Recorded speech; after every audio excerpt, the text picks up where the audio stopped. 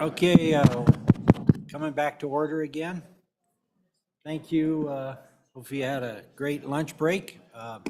But one thing I was remiss before we started our meetings this morning, I had intended to ask Karen to introduce our new staff members. And so I apologize. I told her that was the first thing I was going to do, and then I didn't do it. So Karen, would you please introduce us to some new LSO staff? Absolutely, sir. I'm going to go ahead and also give them the microphone so that the camera will at least train to them at some point.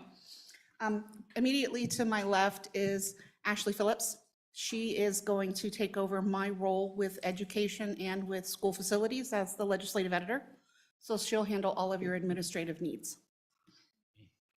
Go ahead, say something. Hello. Is it on? Yes, it should be on. I also have this mic, so I could do it that way as well. But it's nice to meet you all. Next up is Talise Hansen. She comes to us from the judiciary, and she's going to be staff attorney as well. Okay. Please feel free to get up and say a few words. No? An attorney that doesn't want to speak. She feels free to, and it's not. And Okay. then last is Hank Hoversland. He's going to be assisting Matt with budget fiscal concerns for the committee. Yes, thanks for having me. I'm from Casper and just graduated from UW, so I'm excited to work with you all. Okay. Go Pokes, one of my former students. Yeah, all right. Good. Well, we welcome you to our committee.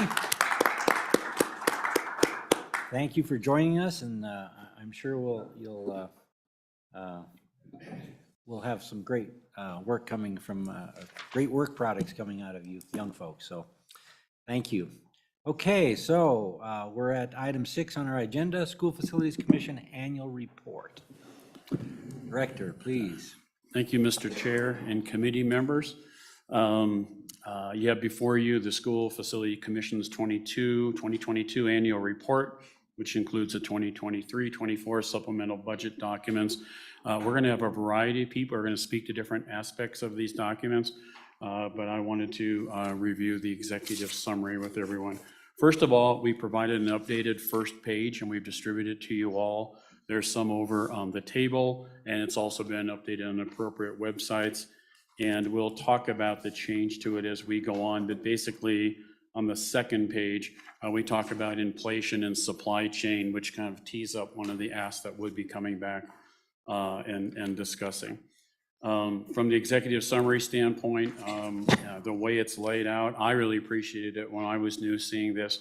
For anyone who's new, it just talks about, I won't read it for you word for word, but it talks about who we are as a department and a division, what statutes govern what we do, and what committees and commissions we report to and work with. So that's on page 1 of the tab 1. And just an overview of the department and the division. You all have asked us repeatedly at different meetings, how are you doing on staffing? And this is the first time, I'm told, in 3 years that the SCD and the School Facilities Division is fully staffed. We are at 100% of what's been budgeted and with no interim positions. So our last 2 new folks came on in the last month and a half or so. One of them is over on, 3. One is on Valerie's side of the house as a planner, and then one does school contracts and project agreements in addition to procurement responsibilities. And then we got our last PM project manager who was backfilled on our CMD side. So we are 29 strong with no interims, and so we're very excited about that. And like I said, it's been quite a while since that's taken place. One of the many accomplishments that the School Facilities Division has done this year, and under Valerie's leadership, is they have focused in the planning area of, we had a lot of forms that were manual. A lot of our processes were manual. And so when we were asked for something, just just the redoing of that in a timely manner for the commission or the select committee or anyone else. And it was a lot of legwork to do each and every time, because basically you're producing a static document. So now a lot of that has been under Valerie's supervision automated in AIM. There's still a little bit more to go. And, you know, as you guys often asked us, and just earlier, I remember Senator Rothfuss asked a question, and Valerie and John just, it's real time right now. We just get it, we get you the answer now. Trying to cut back on the good question, we look into it and get back to you. So if there's anything we can answer right now in real time, we'd be glad to do. And that's what the school facilities division has been working on. You'll note that we have stated under the school construction, capital construction, that we're not asking for any supplemental budget requests, and yet you see we're asking for 2. And just wanted to clarify, we're not asking for any request as relates in additional funds relates to school leases, capacity, condition, or unanticipated or emergency funding. We will talk about a major maintenance increase, and we'll talk about an inflationary number that we're working with the budget department on, and really we call it enterprise-wide. We've discussed it with SBC, and actually Senator Pappas, you were very helpful in explaining some of the concepts of what's going on right now out there in the industry at that meeting. But you will see us bring that up, and we'll talk about that a little bit more in depth during that time. So as an overview, if there aren't any questions, I'll step aside, and we'll have Chairwoman Dabb come up, and Valerie and Laura, and they can roll out the report, and feel free to quiz them. Okay, thank you. They know everything. All right, thank you. Thank you. Good afternoon. Welcome. Glad to have you here. Glad to have you be here. I want to let you know that schools are very important to me. I believe it was 2013 before Katrina. My husband and I were in New Orleans walking down the French Quarter, and we wandered a couple blocks off the French Quarter, and there was this building, looked like it was abandoned. There were newspapers on the windows. Most of the glass was broken out. It was behind a fence, and there were car bodies behind the fence. And we were discussing, well, it must be an abandoned manufacturing plant or something. We didn't know what it was. Then the school bell rang. It was a working school. The teachers had put newspapers over the windows to keep the bugs out. The abandoned car bodies were the only playground equipment in the yard. It was then that I realized how important schools are and how well the state of Wyoming takes care of our schools, and how proud it made me to be part of that process. So I thank the legislators for taking care of our schools and our children. And with that, I want to go forward. If you have any questions, we've had a lot of turnover. I've been part of the process. I was part of the rulemaking process in most of the meetings. If you have questions about that, I can help fill in some back gaps there. Okay, with that, I'm going to turn over to tab 2, the financials, and Laura is our genie there.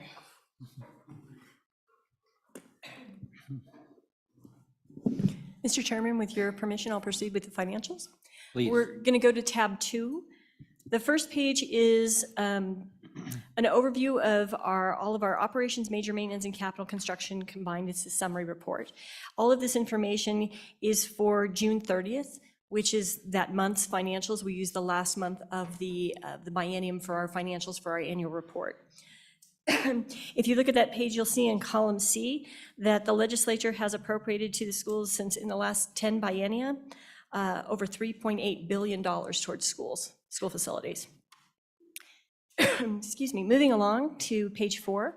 We then take each of those items that was in the executive summary and we break them out individually. So the first one is our operations appropriation summary report. You'll see the appropriations there are for over $65 million for the entire last 10 biennia from the schools. And moving along then to page 5, this is the portion where we cover major maintenance appropriations. I draw your attention to columns D and E. Column D, that almost $1 billion figure at the bottom, is the amount that has been distributed to districts for major maintenance purposes. And then in column E, you see the 843. That, however, does not include this last year.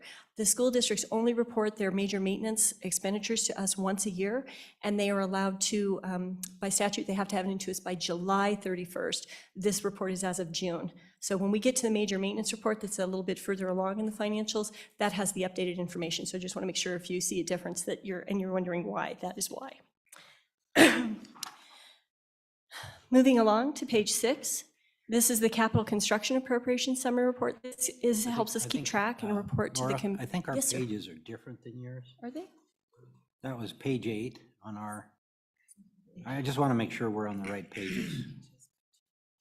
I'm sorry, I was just informed that my copy is prior to the changes that Valerie made, so my apologies. So I we're just want to 2 make sure pages we're on the off. same page. So this would be 8. I will look at my pages and I will add 2 to them from now on. Add Does that 2. work?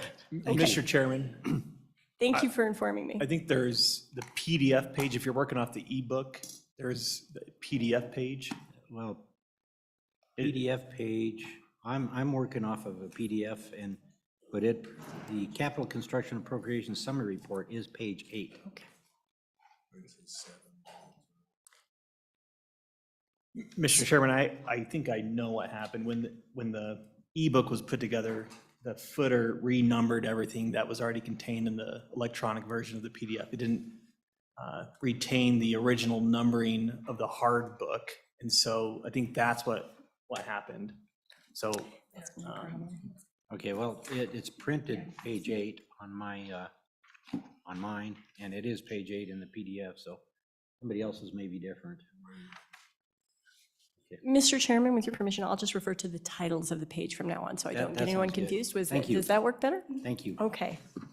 So on the School Facility Commission, the page that has the Capital Construction Appropriation Summary Report, this is where we report to the commission and make sure that we are actually spending down those dollars. The column that I personally like to kind of keep my eyeball on is column F, which is the balance not expended. So I want to make sure that we're expending the funds that we've been given and we're getting those out the door for the purpose that it was intended, and monitor those balances every month to make sure they're going down. And actually, this report is a little bit old because as of in July, the end of July, we did reversions, and so all those balances will now change. Like that $2,600 from fiscal year 11-12, which has been driving me crazy, is finally off the books and been reverted. So all of those balances will change. We'll move along to the capital construction transaction summary report, and I'll draw your attention to column B on that report.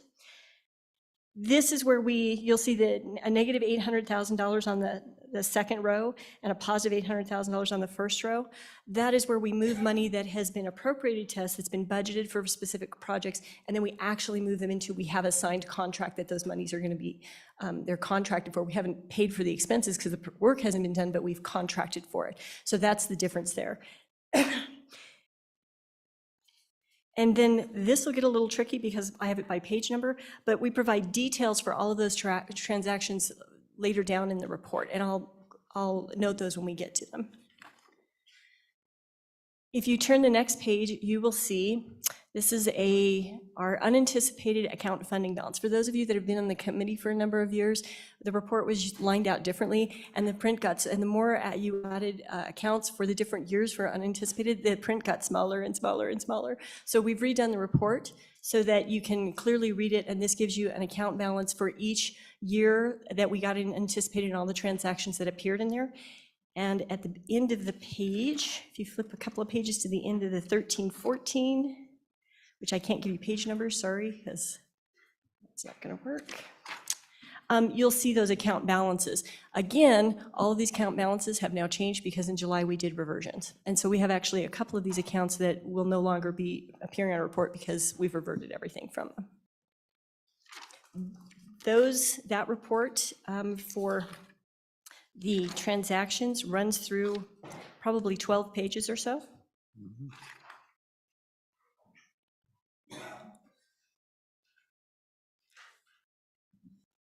Give everyone a chance to catch up. And runs through the 21-22 biennium.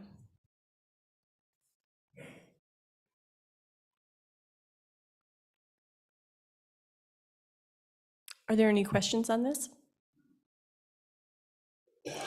Okay, if everyone's gotten to the end of that, we'll go to the page at the top that says the transfer in and out current period detail. These are just the details of all those transactions where we move the 800,000 from the contracted, from the budgeted into the contracted amount, and that's what the following 3 pages are.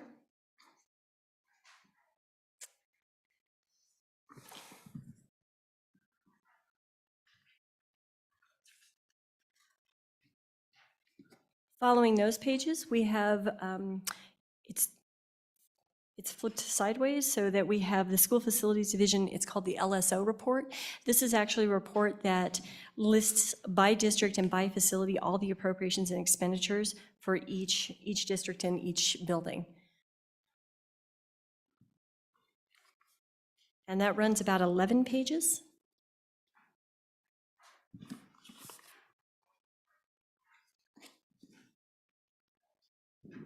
So unspent contracts, about 50 million. Yes. Total. Is everyone caught up? Don't want to get ahead of anybody. The next report is, this is the major maintenance report that I referred to earlier.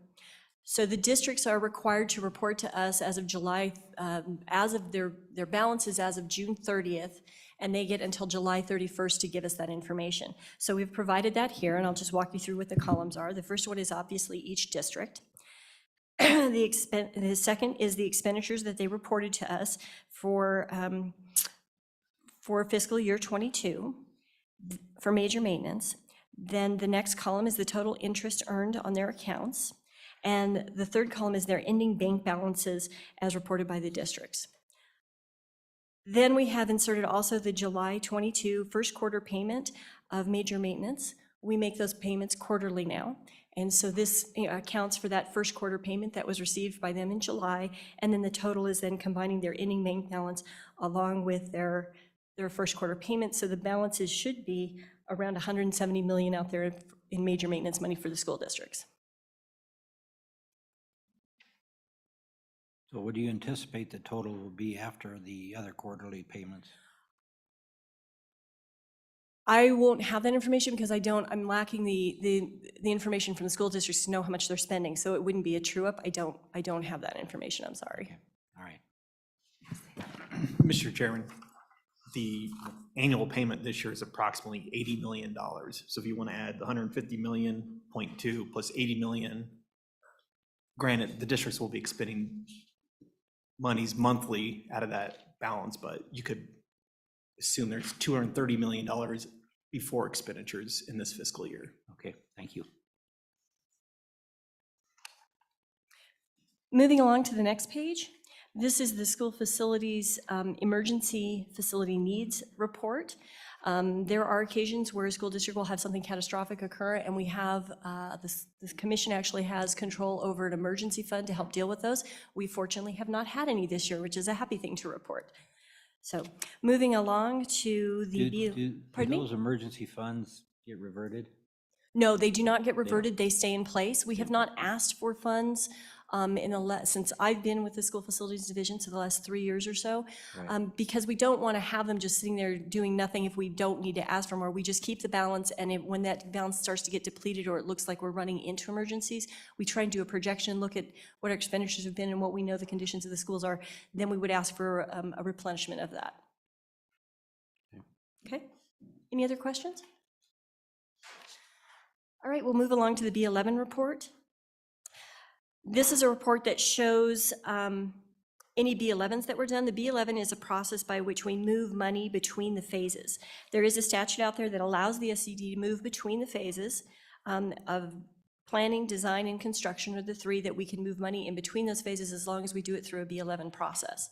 And generally that's a B11 reports then to the legislature so that you can see where those movement of funds have occurred. The only one that we have on the list that's happened in this fiscal year is 1.6 million approximately for the Coyote Ridge School, where we moved between design to construction to help make that project whole. Any questions on that? All right, with that, I'm going to turn it over to Valerie as she covers the planning area.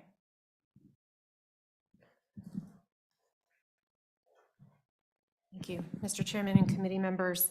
I'll pick up on the page that is titled School Facilities Division New Schools Opened. There were 3 opened within the period from July 1, 2021 to June 30, 2022. Those are listed there, and it's also including the need that was addressed with that remedy. Moving on to the following page, this is the closed, demolished, and disposed buildings within that same period, and they're broken out within each of those categories.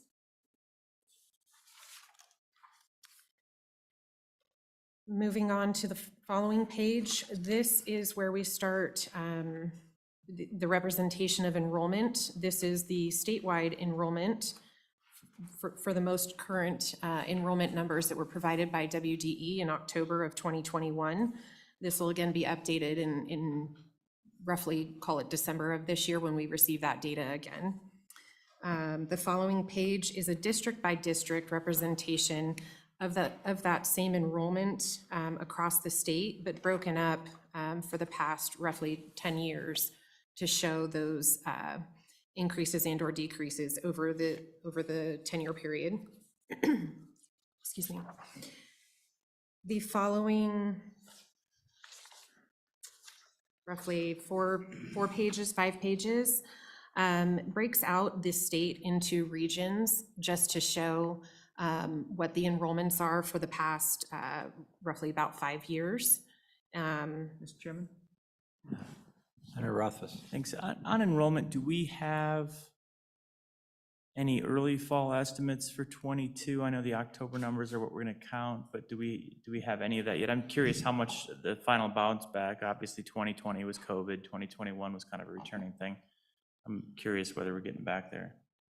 Yeah, thank you, Mr. Chairman, Senator Office. The Department of Education collects a October 1st snapshot, but that data is not even reported to the Department of Education until the end of October. And then it gets adjudicated about a month and a half process. The earliest we usually get it is about mid-December. The only alternative would be we as LSO could survey school districts, but again, that's a temporary solution. No worries, I'll wait, thanks. Just curious if we had any tip off on how much that was going to bounce back up. Thanks. Continue. So I'll page forward to, the title is Condition, Capacity, and Consolidated Schedules. This is a summary sheet that explains each of those requirements, and then also includes what the following sheets actually are to support this. So if you move on and flip the page to the Educational Facilities Condition Index is the title of it. There's roughly about 5 pages, which includes the FCI score from 2016 for all schools across the state. And then in the notes column there, whether or not there have been remedies or action taken for each of those. Following that is the Ancillary Facility Condition Index. So those would be some of your bus barn facilities or warehouse facilities. And also, again, the scoring there and notes next to each of those as well.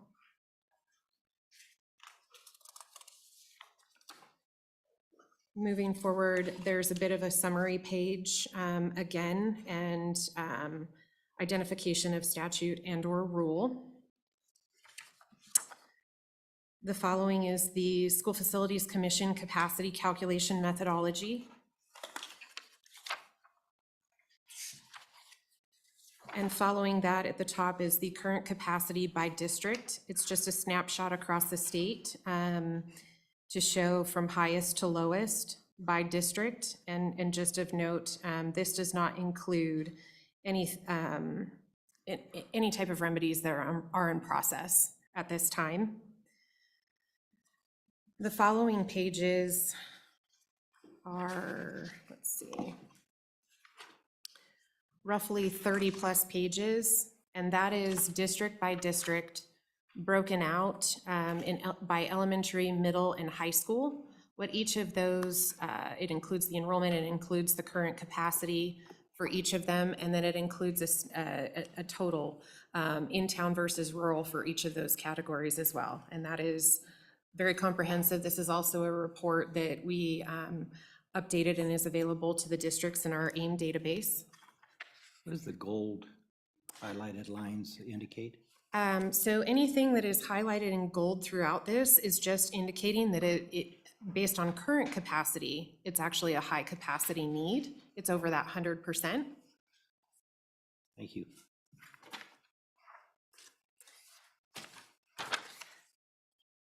Moving on, after that is actually the capacity schedule. And that runs for roughly about 5 pages as well. This capacity schedule, as noted in the column at the top, this is based on projected enrollment for roughly about 8 years forward from now, and then is calculating the percentage capacity at that time. So we've grouped these into high capacity needs versus medium capacity needs, and everything below that would be considered a low capacity need.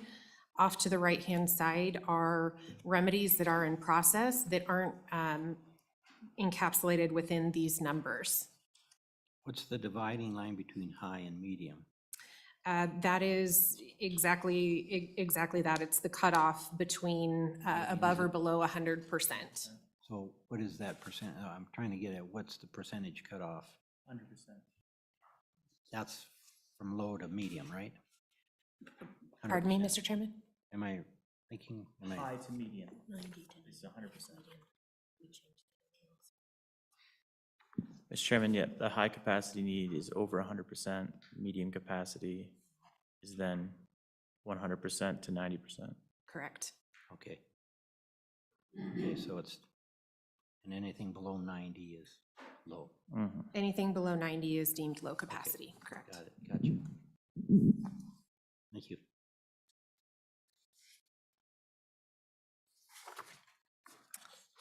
Moving on to the next schedule, this is the consolidated schedule. And this runs for roughly 7 pages. These are the consolidated scores using the School Facilities Commission methodology in rule. And this is from the highest composite needs score all the way down to the lowest. These calculations were based on the newest computational method, right, in the new rules? Pardon me, sorry, Mr. sorry. Chairman, it's hard to hear. These scores were based on the new, the computational method in the new rules. Mr. Chairman, that is correct. Okay, This is the most current calculation within rule that generated this data here. I will call out and note that the FCI score is a portion of that calculation, and so those are the 2016 FCI scores. However, on the capacity end of the spectrum, it's the most recent current capacity information that's available to us, so as of October of last year. and then when we get the new FCI scores from the new work that's being done, that'll be recalculated again. We anticipate at the conclusion or thereabouts of spring next year to have the scores finalized and be able to run this again. Okay, thank you.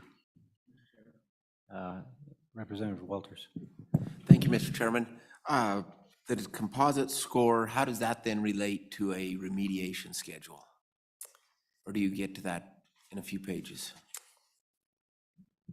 Mr. Chairman, Representative Walters, I would say that using this in conjunction with the 2 other schedules to look at each of these schools on a basis by basis would then, I think, necessitate whether something requires a remedy. Let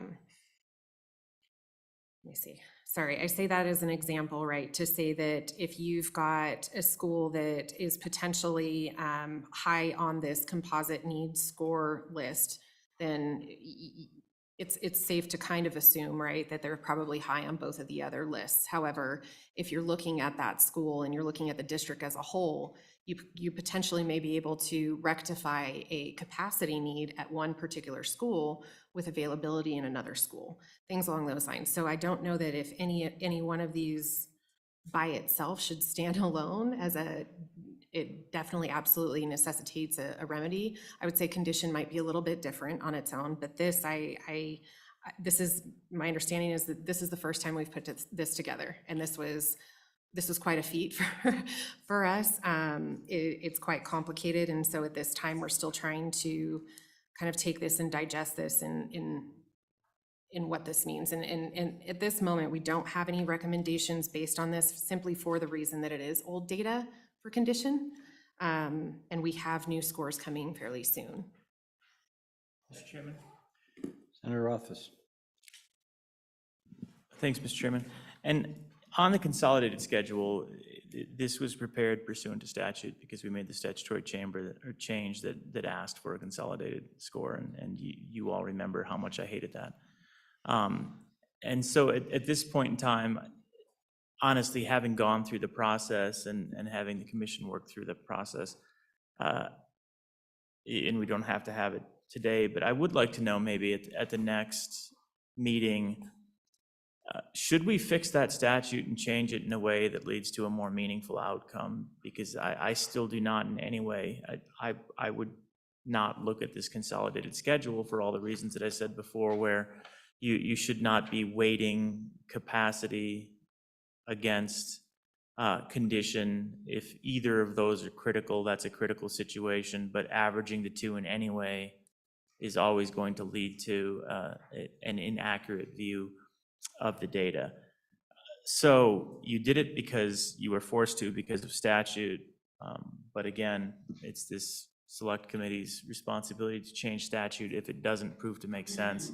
So this is a question I would ask of you, maybe for a little feedback at the next meeting. Is this approach going to bring value? What would that value be? Are there statutory changes that we could make that would improve the value of something like this product? And if so, what would those be? So those are questions that I have for the future for you. Thank you. Thank you.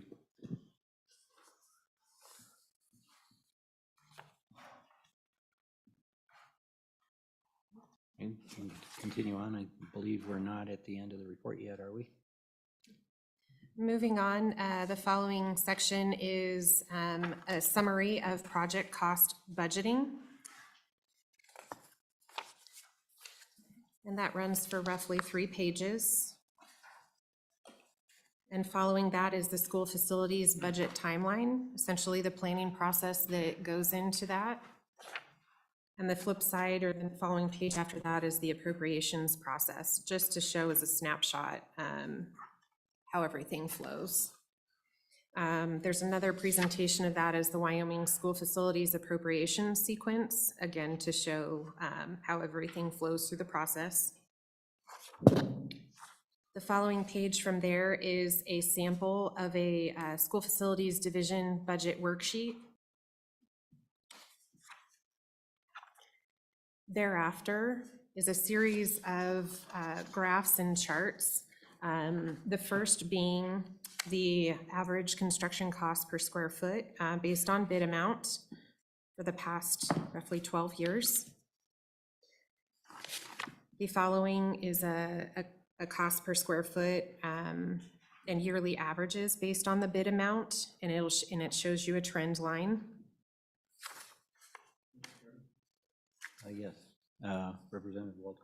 Thank you, Mr. Chairman. I am on page 122 of the hard book, looking at the average hard construction cost per square foot of Wyoming bid amount. And as I look at that graph, to me, it's kind of encouraging that we're showing here in the latter part of 2022, we're down close to where we were in 18-19 timeframe-ish. Is that really occurring, or are we starting to feel like that's occurring? Obviously, the numbers are proving that, but are we still feeling that out in the field? Mr. Chairman, Representative Walters, I would say that we are still experiencing high bids coming in for projects. I would say that most recently, we haven't had too many at this moment go out to bid. So I think as this year kind of moves on and even into the beginning of next year, when we have some more of these projects go out to bid, we'll be able to better answer that question for you. I don't think there's a small number in 2022 to really kind of base this on. My inclination, my thoughts would be that you would see it reverse again, but not as steep as it was between 20 and 21. But you're going to see it go back up because of inflation. Mr. Chairman? Senator Rothfuss.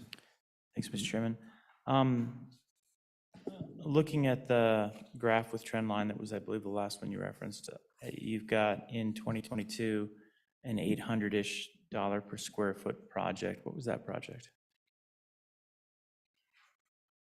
An expensive one. Mr. Chairman, Senator Rothfuss, I will go ahead and pull up the spreadsheet if you don't mind at a little bit later time today. That's just fine, thank you.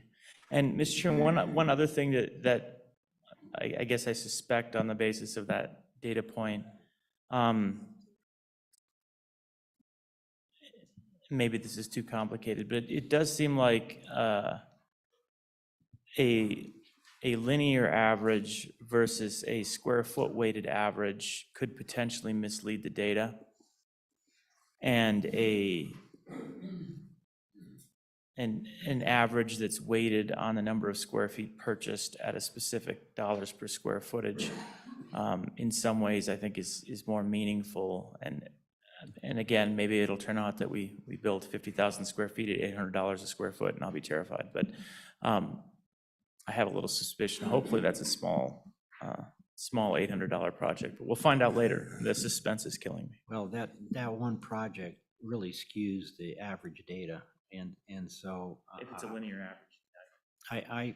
I frankly think we don't have enough data points to really actually plot this thing correctly. But anyhow, yes. Mr. Chairman, not all places in Wyoming have the same building costs, and one project can skew that. If we put locations to those dots, I would think you would recognize immediately where the most expensive places are to build in Wyoming. Very good point. Okay. Ms. Hughes, please continue.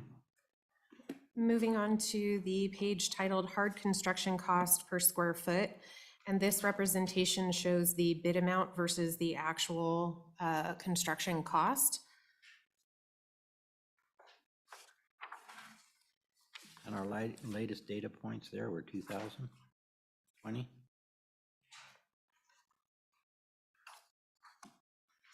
No, 2021. No, it's not. It's 2020. It goes to 2020, So, not 2021. you know, if you look at the chart on page 124, we don't have. Mr. Chairman, I'm sorry, but we can't hear anything that Oh, you're I'm saying. Yeah, it's a little hard to hear. Sorry about that. I need to get it close. I apologize. I'm just looking at the chart on what I have as page 124, which is the average hard construction cost per square foot. That goes out to 2022. Whereas in 2020, we were on the downward side of a peak. And if you look at the hard construction cost per square foot slide, which we were just speaking of, it's on the downward side of 2020. So I would, since there's no more data points past that on this chart, I'm assuming it's going back up based on that other chart. Mr. Chairman, as those projects finish out, we'll have a final construction cost and we'll be able to do that comparison with those projects. Yeah, what I'm getting at is don't expect them to keep going down based on the other chart. It's going to go back up. Okay. Moving on to the page titled Average Hard Construction Cost per Square Foot. Again, this is a bid amount versus actual construction cost, and this is just showing the percentage difference between the two of them. Moving on is a summary on the deployment schedule. The following 2 pages represent the deployment schedule with the projects that are currently underway and/or have recent appropriations from this session. And then it is actually a straight line representation across the next few fiscal years to show the progression of those projects. We won't know actual numbers for each of the quarters until we get moving along. And the following page after that shows the actively managed projects by remaining funds. So the difference between the current appropriation and prior appropriations. Moving on from there, the Wyoming State Construction Department School Facilities Division 2023 and 24 supplemental budget considerations. I'll call attention to page 2, which includes the 2 supplemental budget requests that we have. And those, I believe, are a actual item on our agenda for the select committee today.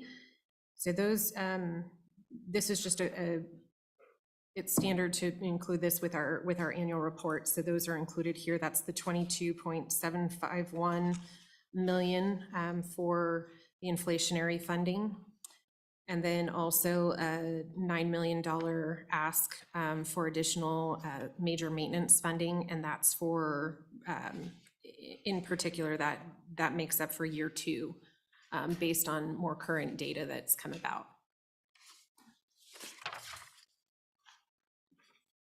And with that, I'll stand for any additional questions. So yeah, the amount, the $22 million inflationary funding was calculated based on the, I guess it would be $211 million appropriation.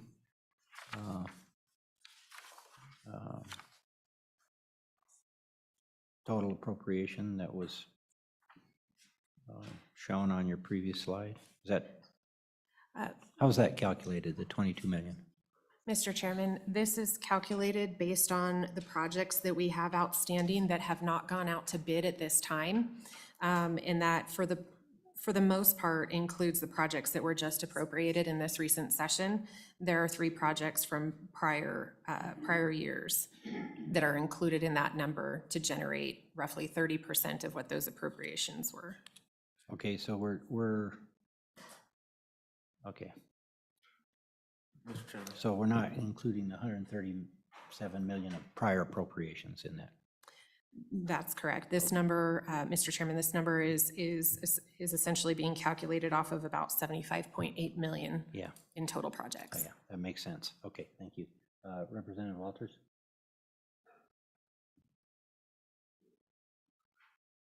Thank you, Mr. Chairman. So then, following up on that, that 22 million is what percentage of that 75.8 million in total projects? Or did you do it based on a percentage, or did you use some other formula calculation? Mr. Chairman, Representative Walters, this was generated strictly at 30% of what that appropriation was for each of those projects that are encapsulated in the 75 million.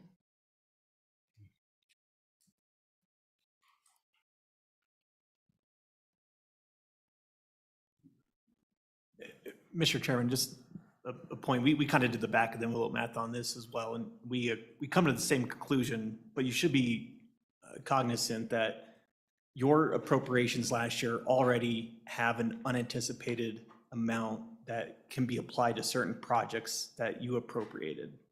So the 30% that they've included is 30% on the unanticipated as well. And so I just want to make sure you're aware of that. And so if your intent is to only apply to the projects, do you want to include this as part of the additional unanticipated or a separate pot of money? But we're inflating the unanticipated amount on top of, which is to be utilized for cost overruns. It's already somewhat of an inflationary pot of money. So I just want to make sure you're aware of that. Okay, thank you. Mr. Chairman, Representative Walters, this number is not including unanticipated, the unanticipated pot. I'd be happy to share the breakdown of how this was generated with LSO, if that is something, and/or the committee members. We can certainly share that. But this is just based on the appropriation for the project itself. It is not for the unanticipated pot. Representative Walters. Thank you, Mr. Chairman. Okay, so hypothetical here, we don't approve 22 million in inflationary, in an inflationary fund here. Based on your cash flow needs, would it be possible for you to still go to bid with all of these projects and cover all of those projects and come back to the legislature next year with an actual number that would show we appropriated $5 million for project X, it bid at $6.3 million, so for that particular project, we need 1.1. And then we just go down the list of what you bid between now and next session and take the difference that was previously appropriated against what it was actually bid and have a hard number versus a soft fund account for you to go dip into. Based on your cash flow, would that be a functional way of going about this as opposed to a random 30% number being applied to the projects that are headed out to bid? Mr. Chairman, Representative Walters, I think that in terms of, calculations, that might be a more prescribed, fine-tuned way to approach this. However, I think in terms of operationally, if something goes out to bid and it comes in over bid, and if there is not enough in the unanticipated pot for that particular project to make it whole, that project would not be able to proceed at that time. We would have to have the total dollar amount and appropriation in order to sign that contract for that base bid. And so it would hold up projects. It would push it depending upon the budget cycles and us being able to put together those numbers. Whereas this particular pot, where the intent here is to set it aside only for these particular projects that haven't gone to bid, to not increase any type of scope for projects that, districts have effectively managed the budget and tried to stay within budget, but outside of their abilities, the bid's still coming in over budget. So we're trying to put those sideboards on this in order to move forward with this. I do have numbers if the 30% number is high. I've got it calculated on 10 and 20 as well for that range. The commission, however, did approve it at the up to the 30% level. But certainly I think that we would have harder numbers. I'm just not sure that in the construction cycles that would make sense. Follow up. Please. Since you've already done the math, would you share the 10 and 20 numbers with us? Absolutely. 10% and 20, no, do you have it right now or do you want to email that to us later? Yep, I've got that. Mr. Chairman, Representative Walters, at 10% on this same group of projects, that number would be $7,583,889.70. And at the 20% level, that number would be $15,167,779.40. 15 and 20. Senator Rothfuss. Thank you. Mr. Chairman, you mentioned 7 projects, and I'm struggling to track which 7 projects. Was it just the 23-24 appropriations that were being inflated? I think I'm missing what's being what comprises the $70+ million that is being inflated by 30%. Mr. Chairman, Senator Rothfuss, I apologize if I accidentally said 7 projects. It's much more than 7 projects. There are 3.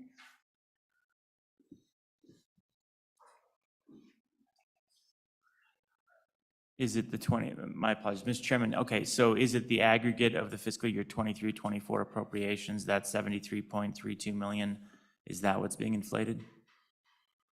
Mr. Chairman, Senator Rothfuss, there's 25 projects on this list that is being used for the generation of the calculation.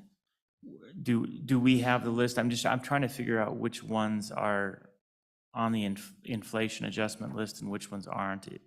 Is this on the project details list that I'm looking at? Mr. Chairman, Senator Rothfuss, right, this, That's what I'm looking at, I think. That looks similar. so there's a good portion of these projects that are on the list. Any of them in red, those would be new appropriations minus the lease, those indicated as leases, those are not part of this. But any of those indicated in red that are capital construction, those are all included with the exclusion of the component projects.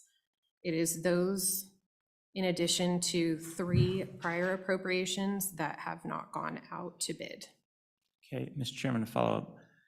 So that helps me to understand. What about the ongoing projects? And I'm curious about this because we just finished up Slade, but Slade did feel quite a bit of inflation over the last year of construction, basically, and there were some concerns about the budget there, where I think the first part of it was okay, but since it was experiencing during the, there was a lot of challenges in getting the materials, and therefore some, I think, costs were higher.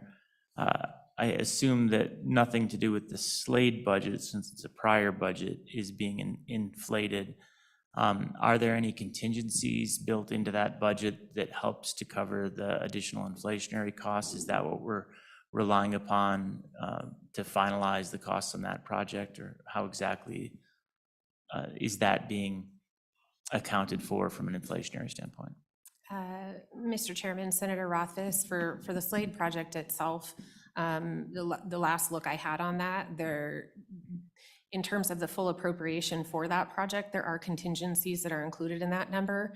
And even with the change orders to date at this time, they're still within that number. Still fine, okay, that was kind of my understanding, and I'll have to check back into that and see if there are any concerns, but I will note, incidentally, it's open this fall. It's a perfectly lovely school. Thanks, everyone, good job. Any other questions? Thank you. Could we get a list of that, of what projects include that 78.5 million, or 75.8, excuse me?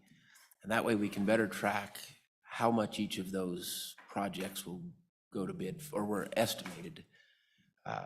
Because some of them might be higher values and some of them lower values, to where some of the lower end values ones may not have as much cost overrun exposure as a higher value project, to where we can have a better idea of, is 22 million the right number, or is it not?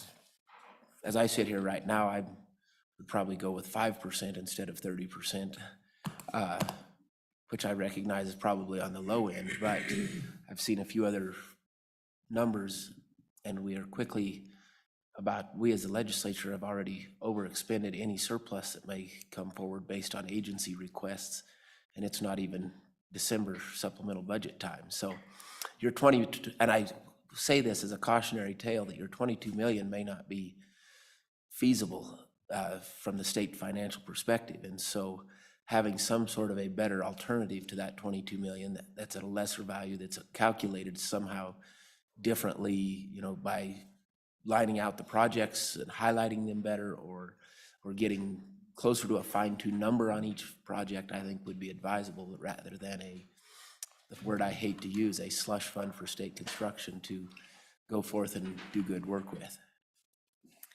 Mr. Chairman, Representative Walters, I'd be happy to distribute this spreadsheet that I have that lists out the projects and the percentages, and so that it can be distributed to each of you.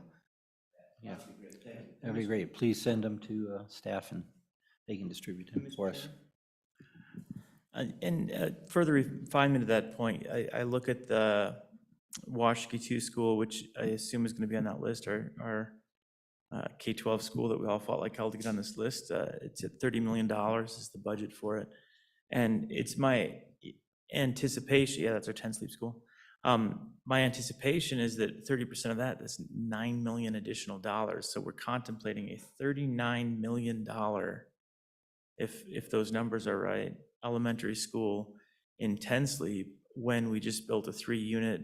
My Slade school was $21.5 million for a 3-unit school.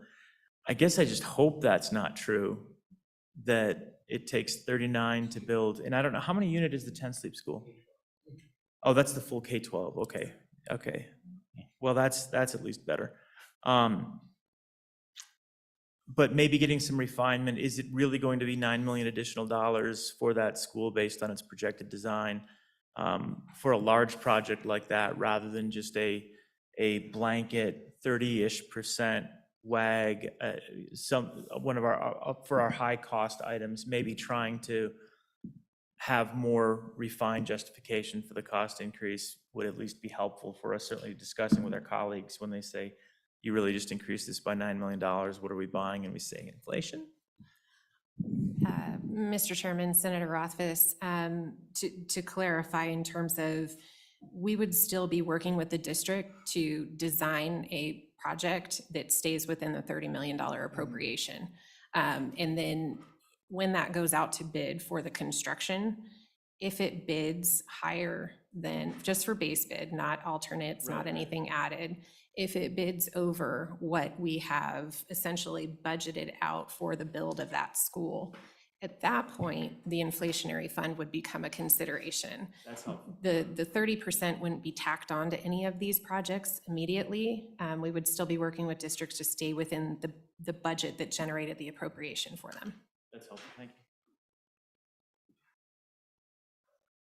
One, So, oh, Mr. go ahead. Chairman, this is probably looking into a crystal ball and maybe too hard to answer, but a lot of the inflationary pressure that we've seen recently is supply side limitations that lead to increased costs, as opposed to more of the fundamental cost of materials. So we see both pressures. It might be helpful, and I don't know whether we can find any more information, but as supply side comes in line with demand, some of these things that we're struggling with might see a decreased cost. So the kind of underlying question there is it financially worth it to schedule some of these with alternative schedules such that we're not internally competing against ourselves potentially for resources, or if we're trying to expedite to meet a timeline and that's leading to an additional 10% cost because of supply side challenges. I hope we're giving all of that due consideration in our timeline to make sure that we're not just paying extra for the sake of staying on the originally projected schedule. It's not only supply, but it's also labor, especially in rural places, like 10 Sleep. Tough to build a $30 million building when there's no housing available. And frankly, we've cut our workforces down here in Wyoming since we haven't been building schools. And so our contractors don't really have the wherewithal, the local contractors, to build it. So we've got out-of-state people coming in doing it. And so to house them in a rural location, for a $30 million building, labor side is also an issue. Okay, I don't think you've gotten to the major maintenance side of that yet, right? Your last paragraph, but I do have a question there if you want. Go ahead and hit that. Trying to figure out how the $9 million was calculated based on roughly $60 million appropriation. Still a lot smaller number percentage-wise for that type of construction. So, Mr. Chairman, the $9 million additional ask is, a good portion of that is due to when the biennium budget is put together, it's based on, there's RS means that's taken into consideration for that, and those numbers are essentially in arrears. And the most recent numbers came out earlier this year. And so this is essentially a calculation for year 2 of major maintenance, and based on those updated numbers, it generated this $9 million ask. Gotcha. That's a hard number. okay. Any Questions on the major maintenance side of it? Okay, well, thank you. Was that, I didn't want to cut you off there. Was that the end of your report? I think it was. Committee, do you have questions on the entire report, or Senator Landon? Mr. Chairman, thank you. I wanted to make sure we got completed on our visit about inflationary costs, but I'm struggling with the deployment schedule a little bit, and I'm not sure why I can't remember how that works, but to go specifically to the project just mentioned, Tinsley, for example, does that construction up there on that school not start until the third quarter of '23? Is that where we are with that? I guess I was under the impression that pushing through that additional budgeted amount this past year allowed us to expedite a little bit. And I show that we're not going to pay any construction cost until the third quarter of next year. That seems quite a ways down the river to me. Mr. Chairman, Senator Landon, that project at this time, the additional appropriation allowed for the design to continue of it. We are, I believe, heading towards, I want to say 65% design review at this time on that project. And if I'm remembering correctly on that particular one, I believe that we finish out 100% towards the end of this year, I believe. At which point the project will continue to move forward. This is more so, this schedule here is more so a visual depiction of anticipated, expected. This isn't a hard schedule. Each of the projects will move along as agreements get in place and RFPs go out and things are underway. There's nothing that's holding to this and essentially saying that. I can't remember offhand what we anticipate for that one going out to bid is, but I can circle back with that. Yeah, thank you for that. I'm just hopeful that on some of these we can get started as the construction season is able, and instead of starting in the fall. I thought, boy, that's going to really delay that project, probably drive costs too. So thank you.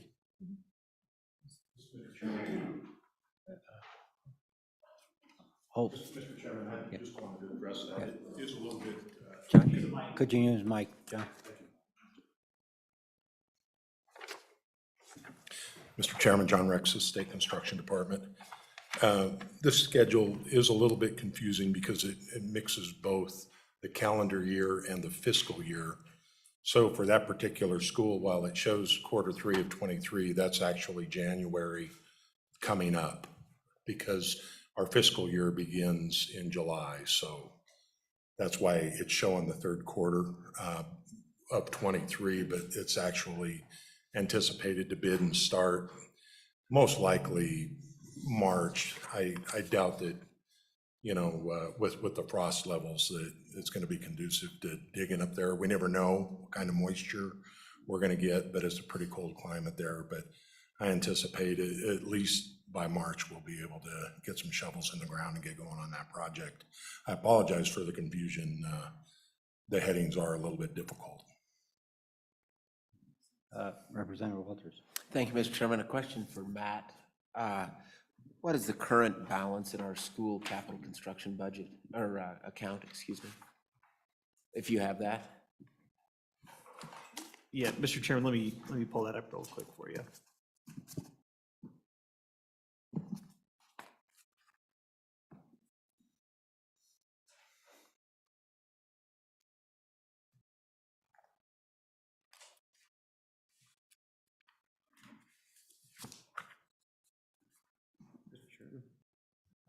Senator Lang. Go ahead. Thank you, Mr. Chairman. So while Matt is looking for that item for the good representative, just a general question, Ms. Hughes, how are these projects going? I did a sachet over on the western side of the state early in the summer, and knowing the impact that's going on over there, I'm just curious. We've got a middle school project in Jackson, I think. We've got one down in Afton. Generally speaking, how are we doing across the board? are our projects going okay? Are we on schedule with them, or can you kind of generalize for me? Mr. Chairman, Senator Landon, I would say that there have been challenges for various reasons on some of the projects that may have caused delays here or there. But all of those projects are moving forward, the ones that you are speaking of in terms of Jackson Middle, and that in the classroom addition there, the vestibule has been completed, and Afton, Osman, the demolition of Lincoln Elementary School, all of those projects are moving forward. Thank you. Matt? Yeah, Mr. Chairman, I'm going to give you some context here on the question. When you left in March at the end of the session, the anticipated ending balance as of June 30th of 2022 in the school capital construction account was anticipated to be approximately $7.6 million. We know actual revenues for state royalties, and we also know of actual reversions that have been completed by the commission.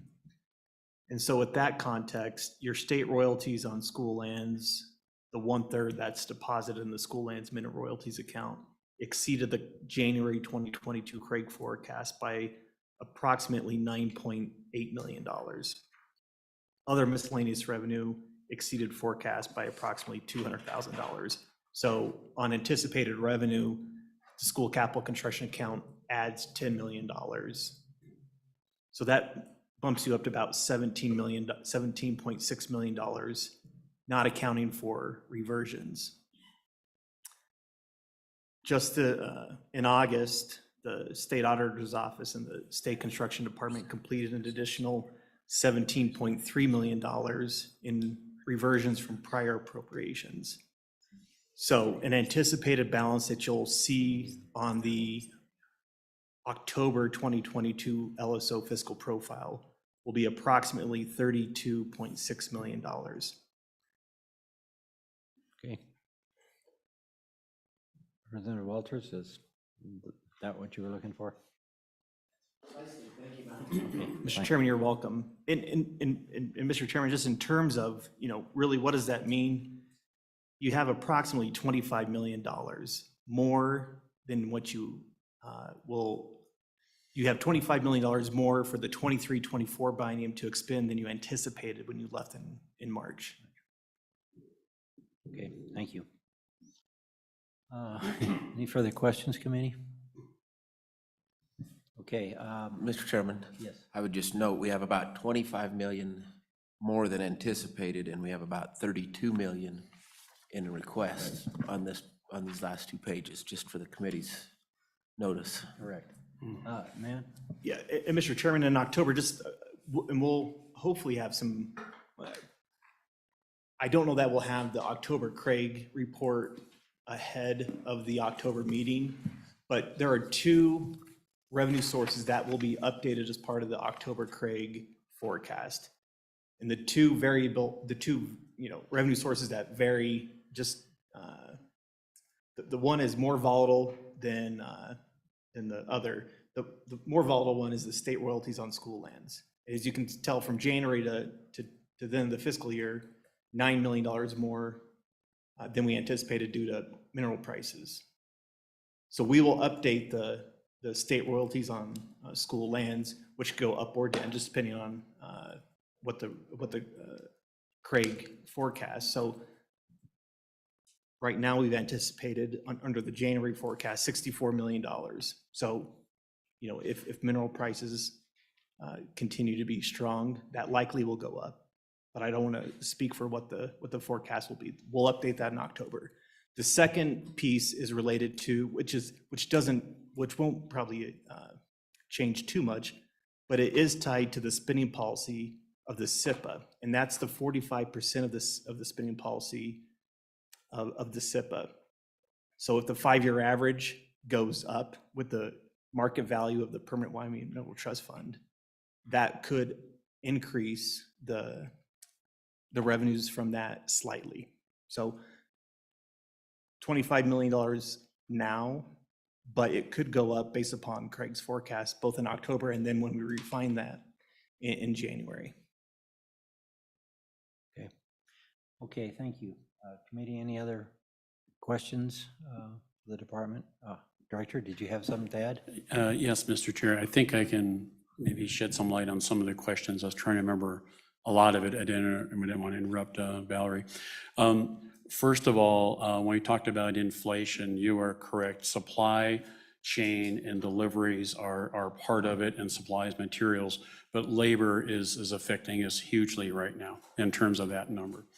Just wanted to address that. Also, the 30% we're referring to, that's an enterprise number. We're working with the budget department, economic analysis, whether it's YDOT, the colleges, junior colleges. We're looking at what that number is enterprise-wide.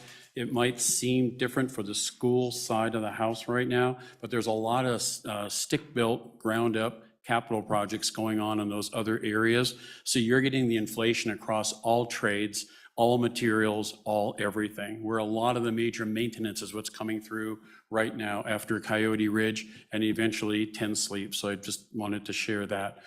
The other thing that we're doing, we're starting with the construction management division side and putting a master schedule together. Then we'll ask Valerie and John to emulate that. We're doing exactly each project manager, each project of type, major maintenance, CapCon, is it in design? Is it in working drawings? Is it in construction? We're setting that up so we can do our best not to become our own bid climate. And then we'll ask for that on the school side as well. When you see that launch, when Valerie and her team are talking to school districts and saying, you may want to hold back a month or so on that HVAC, because next month there's 5 HVACs out on the street, all in your area, 3 are on our construction side, 2 are in your neighbor district and all that. What are you doing to get bidders to show up on bid day? And then in-house, we're talking to all PMs in our next all PM meeting and sharing out with both sides of the house. And to agencies, the benefits and drawbacks of making a job walk mandatory. When you declare in this bid market right now that something's mandatory and a contractor, subcontractor shows up and sees they're the only one who was at the mandatory pre-bid conference, then they know they're the only bidder. Okay, so what is it you're trying to accomplish? There are times for mandatory job walks and there are times when there are not. For example, we wanted hazmat firms to walk all 24 abandoned buildings at the old state hospital, walk through them all floors, and go down and go through all 11 tunnels that are tying all the buildings together in order to put a number together. We believe that's mandatory. You have to see those conditions over there. So we think that by educating on the school side and on our agency side, what is going on globally in the market, how to stay off someone's other bid date if they have a better attractive project. If you have a renovation project that's a 1920s project that is just going to be a mess from a hazmat standpoint, and the district or someone's putting that on the same day as a brand new project over here. I was a vice president for a construction company. I know where my estimating department's going, right? We're going to the easier one. So how do we work together for the benefit of the contractors, subcontractors, for the numbers? And then how do we put a master schedule together and try to not impact the market in more than we are doing to ourselves? Lastly, I've met with the AGC and I'm setting up a meeting with WCC. And I was quite frank, and I was glad because Katie with the AGC, she's very similar, but saying, we know your contractors are listening to these meetings. I'm out on a pre-bid walk 3 weeks ago, and I get a subcontractor thinking he knows how all of us work and said, well, I really don't have to do most of the work till next year. And so that gives you plenty of time to award a project you don't have budget for, because you can go back to legislation, your next biennium, just tell them you want more money and hold your hand up.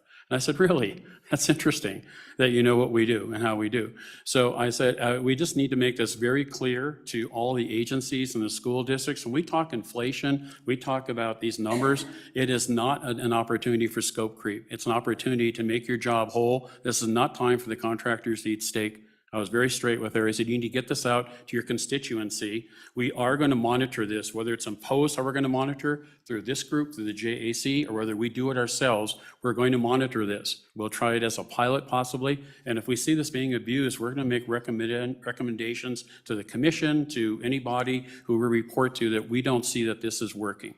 And they're just adjusting numbers to the price. So I wanted to share that as well.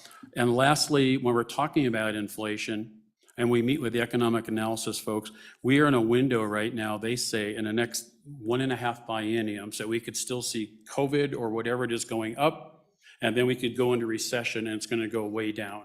So we are meeting as a large group and talking about escalation and de-escalation clauses. Senator Pappas is aware, we talked about the SBC meeting and putting those in contracts that say, if, we don't know what it looks like yet, but if you want to opt in for maybe like attachment C in the contract, and you want to opt in and fill out that paperwork, if we go above a certain percent by a commodity, you're in line and to ask for something more. If you don't do that on bid day, then you bear the cost of that project, because we may actually be putting all kinds of money aside for the next 2.5 years, and it turns out someone owes us something back. So we just want to cover that spectrum and let you know that those are discussions that we're having across the board. And if you have any questions of those, I'd be glad to answer them to the extent that what we know so far. Yeah, good point. Thank you, Director. The escalation, de-escalation clauses that YDOT has been using for many years have really proved out to be good. And I've talked to many of those contractors at the AGC, and they really like that, okay? Even though they're at risk. You basically share risk with the contractor.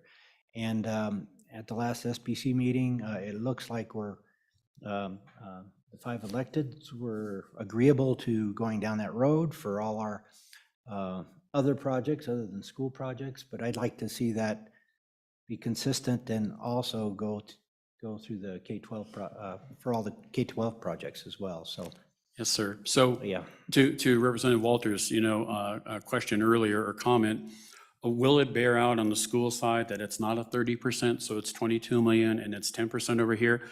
We decided as an agency and working the budget department, we didn't want to bury the lead. If YDOT says we are 22% and schools say we're 14 and UW says we're 18 and the community colleges say we're 19 or we're 27 or whatever, we have all that to contend with, right? We took a high and a low. We looked at things across the board. That's the number that came across. It's a set aside. It's not to be used. It's not to be burned. We're not adding to anyone's appropriations on either side of the house. We'd ask you not to do that. It's to make it whole. So like Valerie says, we can award something on bid day, right? And keep things going. We assume that these school districts, as they rise to this need, they rose there because it's important. And on the CMD side, we prioritize the projects for all the agencies. So they must have been important. And therefore, we didn't want it to be canceled or put on hold while we figure out where the added money come from. But it's a target and it's a set aside, more importantly. okay. Thank you. Senator Landon. Mr. Chairman, thank you. Director, really appreciate your comments. I asked the director of our transportation system some of the same kinds of questions, which is going into such an impactful time, I wonder if there's been conversation among your commissioners and your staff, as to whether or not there are things that can be done, loosening up hard and fast deadlines, for example.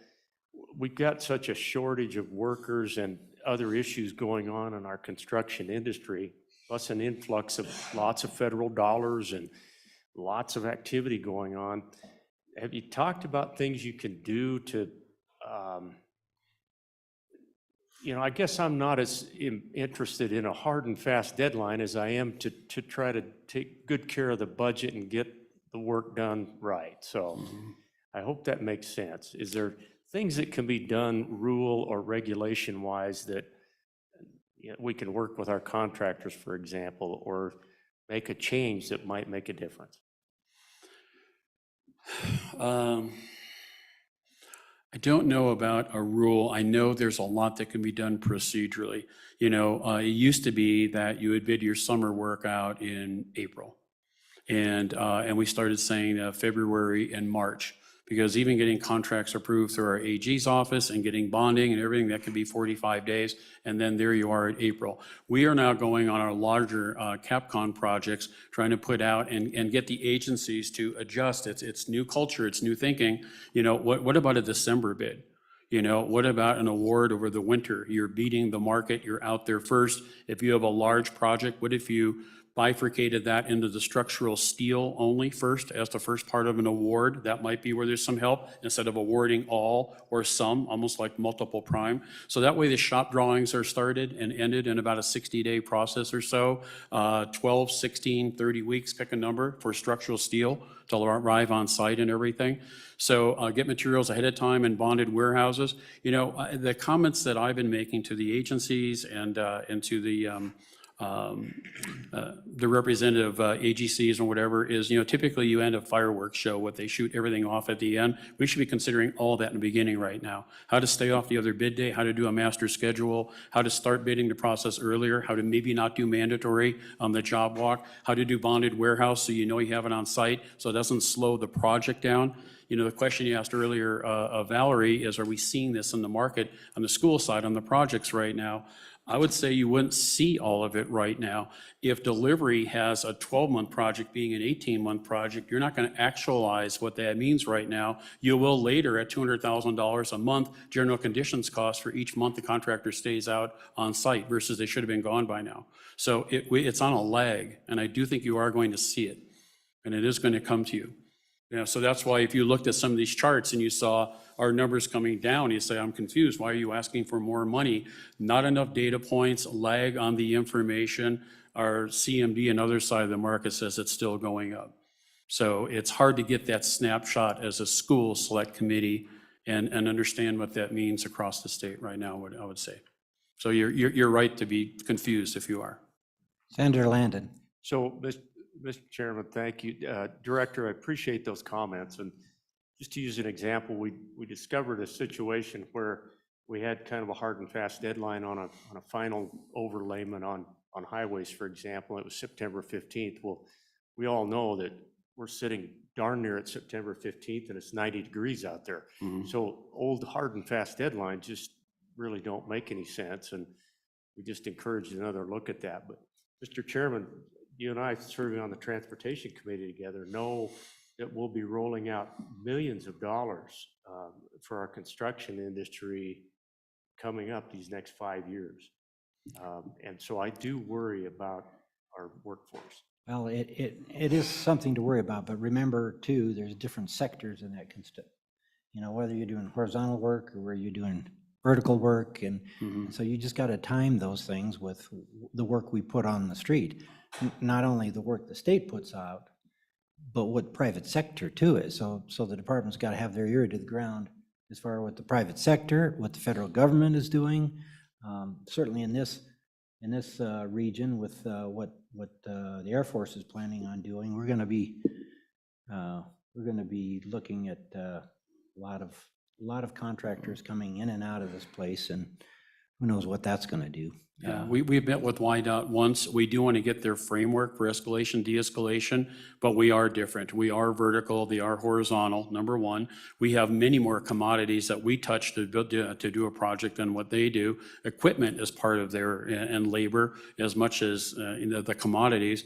But then also transportation, their projects are what's considered elastic. If there is a recession for a couple of years, you would know being on there, you sign 5-year contracts, you sign 10-year contracts to do a bridge and get a whole nother off-ramp and everything. If one of our projects, even a high school, takes more than 4 years, it should be 3 years to construct, you know, and 2 years to design and get through. And that's if it's that one-step process, not the two. That's a long time, you know, to get that thing started and ended for us on the school side of the house. And 5 years is probably a fast track project for, you know, for YDOT in most cases. So that's why they do the de-escalation and escalation. That way they are set up to be elastic, inelastic during any session that they are in, whether it's a recession or not. So they've got a good model. We're just going to see how much of it can apply to what we do over here. And it makes perfect sense for some of our very large projects. And also projects that are very complicated, that have multiple phases. Yes. Some of those are just as critical. Okay. I'm sorry, just wanted to share those comments with you. Thank you. Okay. Just a quick comment to finish this discussion. They are different, and very definitely, we're talking vertical versus horizontal.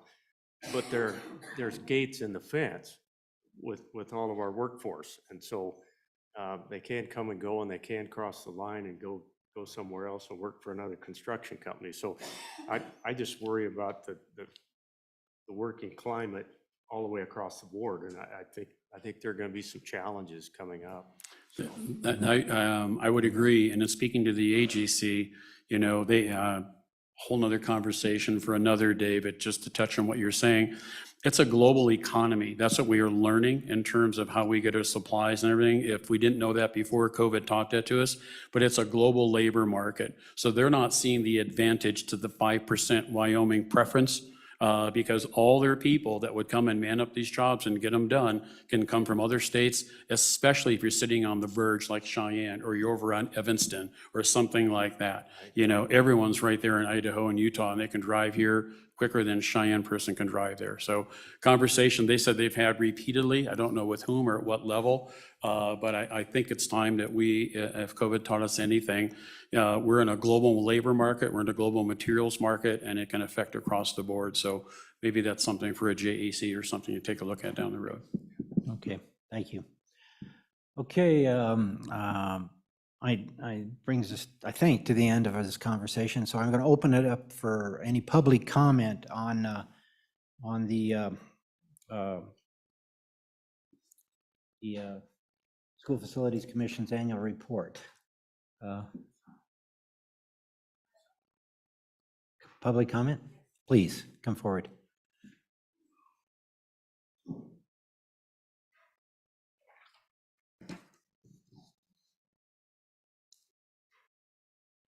Thank you. Since this is my first time speaking.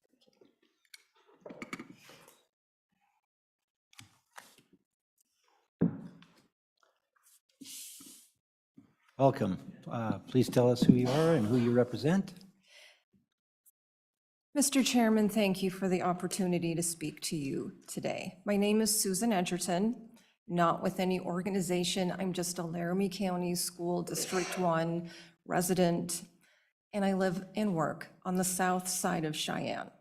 If there's anyone here that doesn't know what that means, if you were to go down Central, if you go south, cross the railroad tracks, once you're on the other side, that's the south side.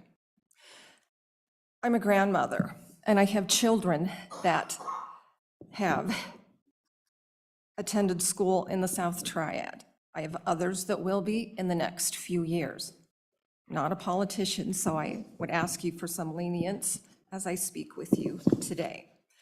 From a grandmother's perspective, Laramie County School District 1 is totally overcrowded.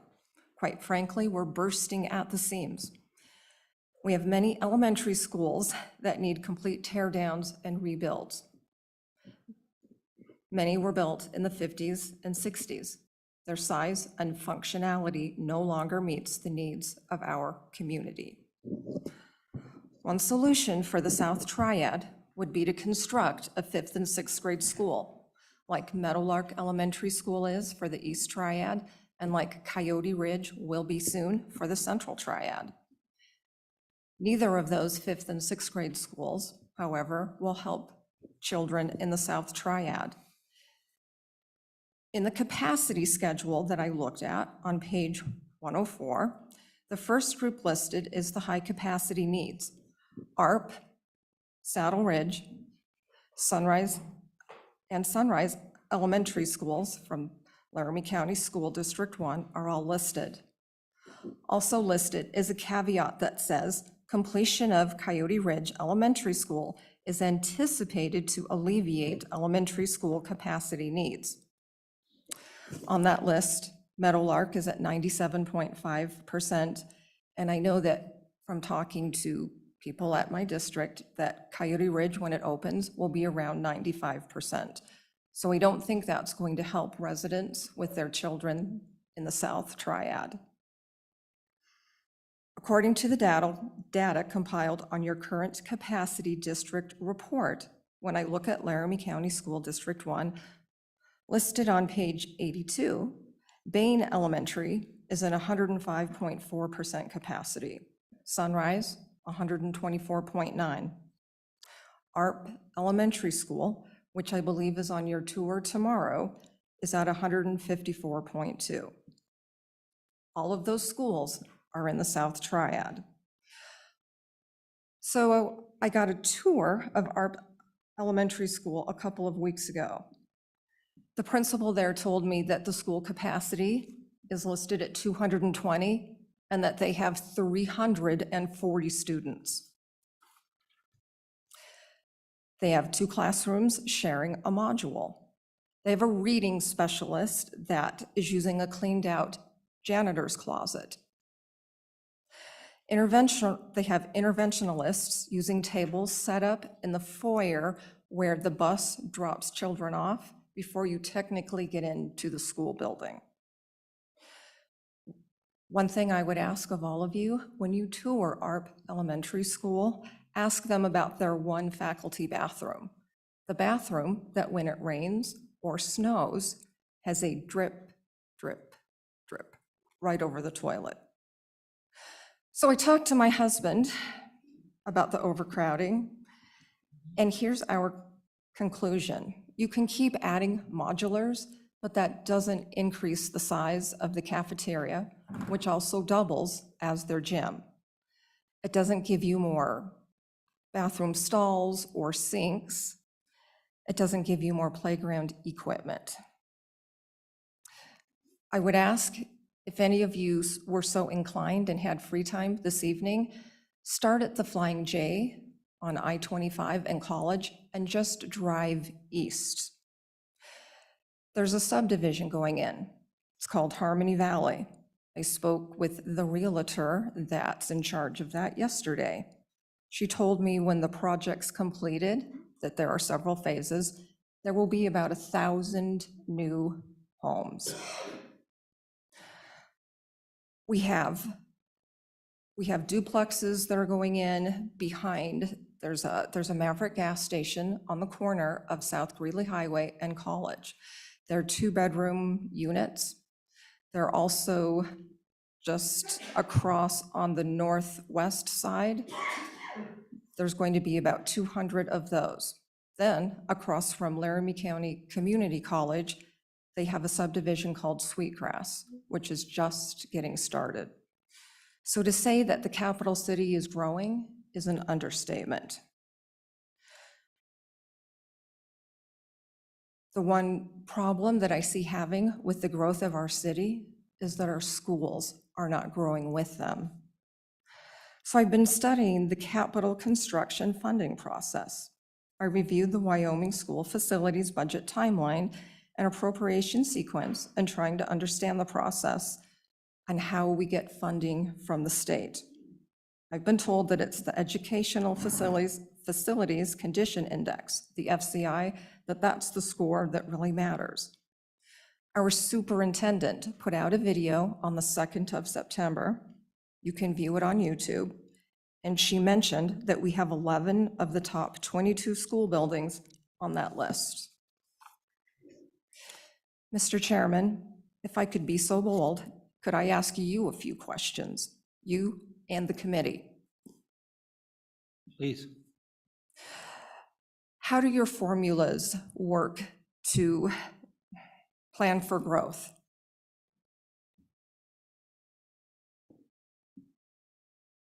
I don't think we actually have a formula that plans for growth. Typically, it's a reactionary. It's Okay. based on, in my opinion, the way I see it, that all our facilities that are constructed are based on current student enrollment projections. And I believe I'd have to ask the department how far out those projections go. Maybe somebody on the committee knows. Certainly, I being from Cheyenne, I understand your dilemma. I see it all the time. Certainly, those of us in Cheyenne have been advocating that we take care of our capacity growth because we understand how Cheyenne is just taking off. I think we've been, and maybe the district could shed some light, but I believe it's been somewhere around 150 students a year additional that we've been adding on. So that's a new school every 2 years, the way I see it. Maybe the district has better numbers, but I mean, you're preaching to the choir when you're talking to me. Rest of the committee, do you have any thoughts? Yes. I'll just note as an answer that for the capacity scoring system where the prioritization is ranked that you see in this report, that's projected out, and there are a series of different algorithms that are used to determine what the future projections are. And when we theoretically build and estimate the capacity for a building, we passed legislation a number of years ago where we're contemplating trying to design the size of the school based on a 5-year capacity determination after the opening day of the school, as what we assess to when we're designing the size of a new school.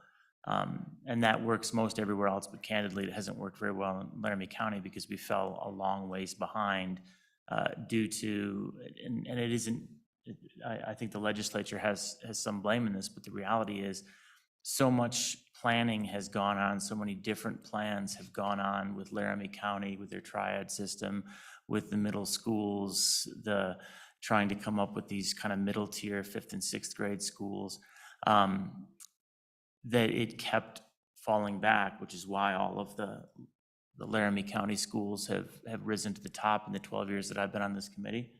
And we really haven't solved the comprehensive problem. And now we find ourselves in a situation where it's a $300 million solution, as opposed to taking it bite-sized along the way. So it's, you know, we are where we are, and I think we recognize that problem, but we certainly do, as we look forward and contemplate, I think 2030 is what our target date is right now for contemplating prioritization of schools based on capacity. Okay. It's looking forward rather than looking at the now, and the schools that you list, you see them in this report as being really Laramie County has all of the highest capacity problems with only a couple of exceptions. I think there's one at Trona, one Sheridan, if I'm not mistaken.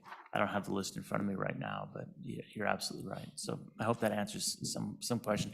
And as far as the details, I don't know if you're interested in the details. There's cohort survival rate basically means, you know, what percentage of the people move from one grade to the next, and you look at that over time, and then you inject the number of kindergarten students you have, and then you survive them through the grades to determine what you're going to need later years. You look at the birth rate in the community to determine what the projections are going to be, and then you have to look at the emigration rates as well to try and get all of that.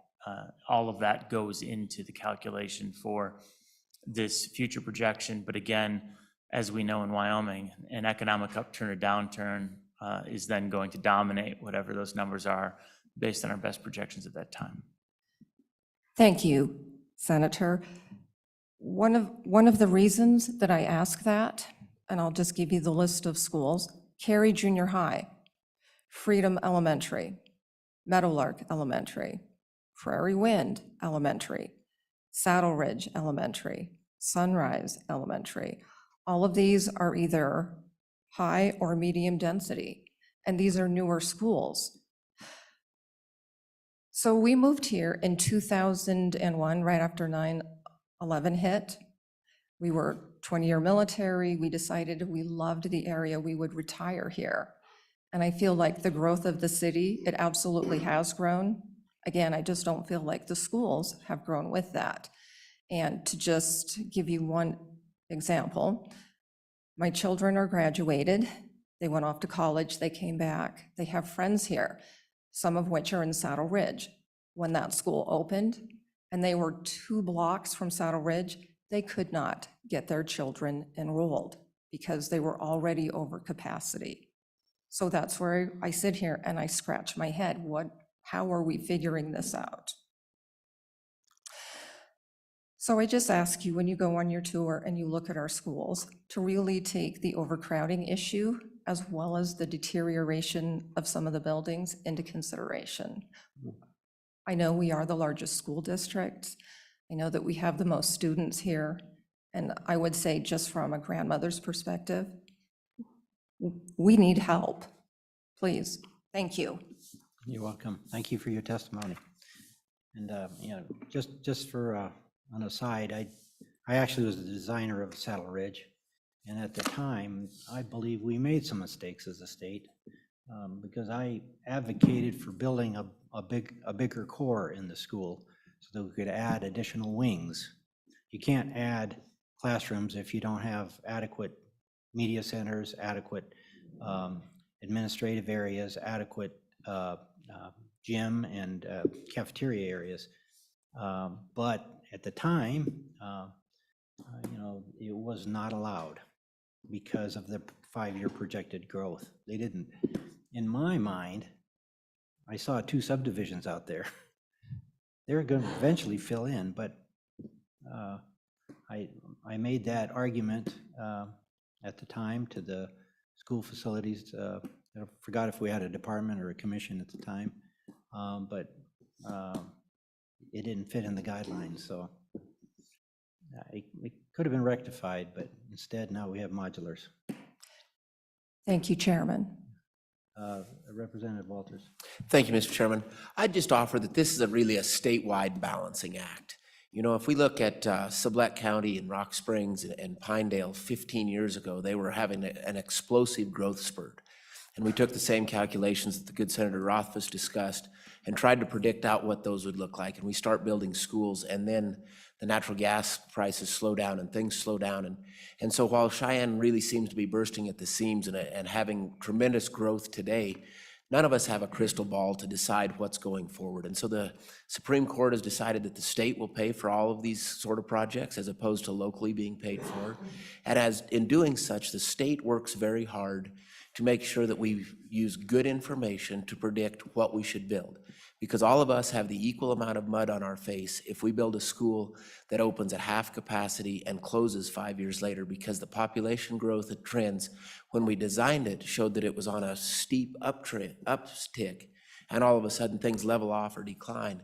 And now you have a fancy new school in a community that looked like it was destined for success for many years to come, and yet that changes. If you look at Campbell County, they've 40 plus years, 50 years of an energy economy of coal and things like that. It's been on a tremendous trajectory. If we go build a brand new school there and coal continues its decline, as I said, all of us have the same amount of mud on our face for overbuilding as underbuilding. And so we have strived to try and find that balance in every community throughout the state. Have we got it right? Probably not, but I think we've got it right more times than we've got it wrong.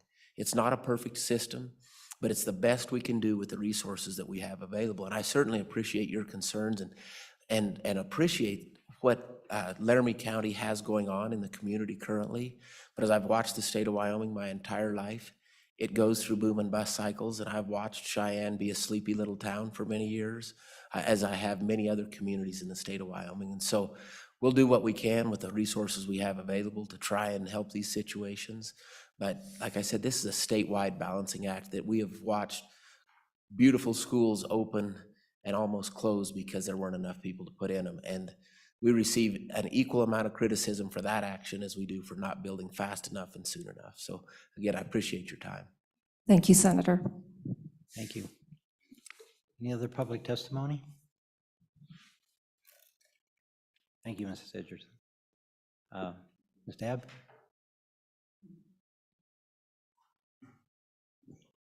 I'm Holly Dabb with the School Facilities Commission. In my 6 years on the commission, I have heard similar arguments. I've heard Cheyenne say, oh, we're gonna get the missile, whatever, and 4 years later, it still hasn't been appropriated by the feds. You're gonna get it today from Teton. They have all these subdivisions coming and they want to be pulled out of the formula and considered special. And I struggle with that because I think the formula has served us well. If you look at Cheyenne's 10-year projections and 10-year past, you're seeing a slow variant growth. You're not seeing this huge growth. And I get frustrated when everyone wants to be considered special. My job on the commission is to ensure all of the children in the state have equal educations and equal opportunities and equal facilities. And we're constantly being asked by each district to be considered special. And I struggle with that a lot. I also struggle with Laramie 1, not gonna lie. They have schools that are half full with two schools within 2 blocks that are over capacity, and they refuse to do anything. When we considered the rules, we considered that, and we put district capacity as part of the formula for doing capacity, because we're not going to force them. They have local control. And until the voters here get frustrated and vote in new school board members with new thoughts, who hire new superintendents, that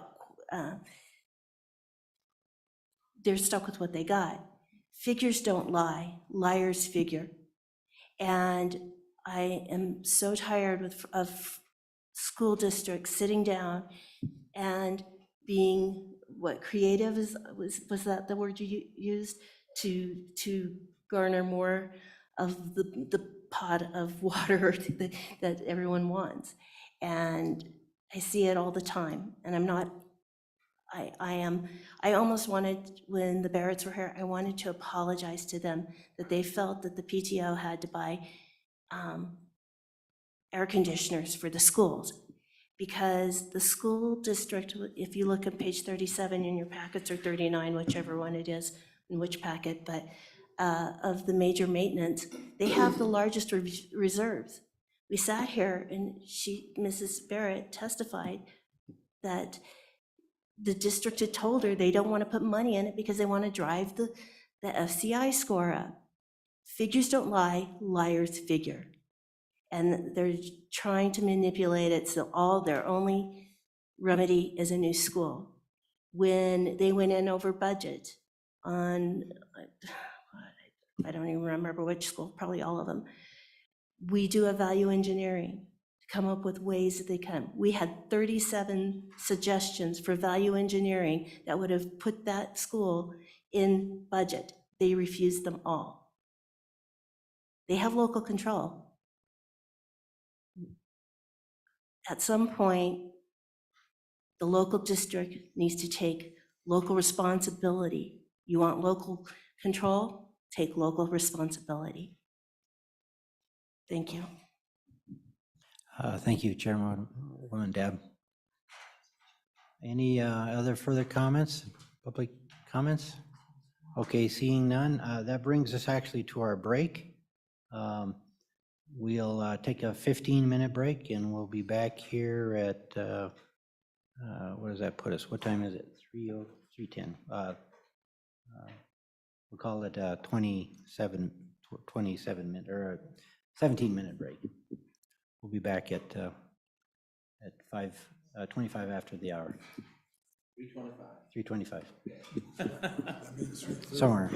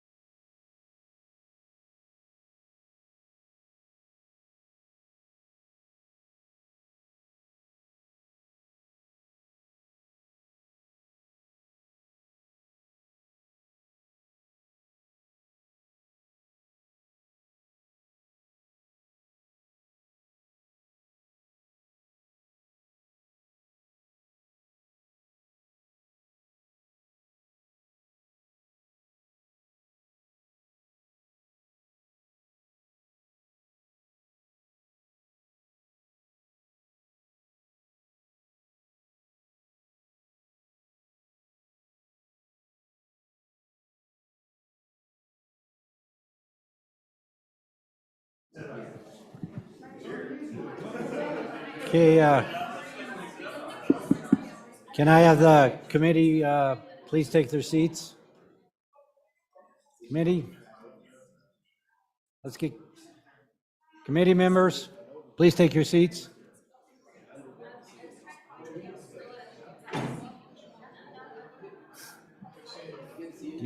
Are you trying to get us back here? I am.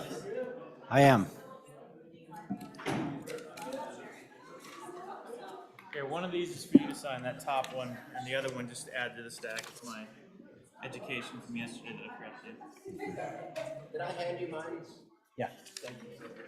You don't need to do that one. That's my education. Okay, we'll bring this meeting back to order. Okay, our next agenda item is the supplemental budget request. Oh, excuse me, I'm on the wrong one. And we're done with that? No, we did have, I just spoke with our staff. We need to decide whether we want to draft a bill for the supplemental budget.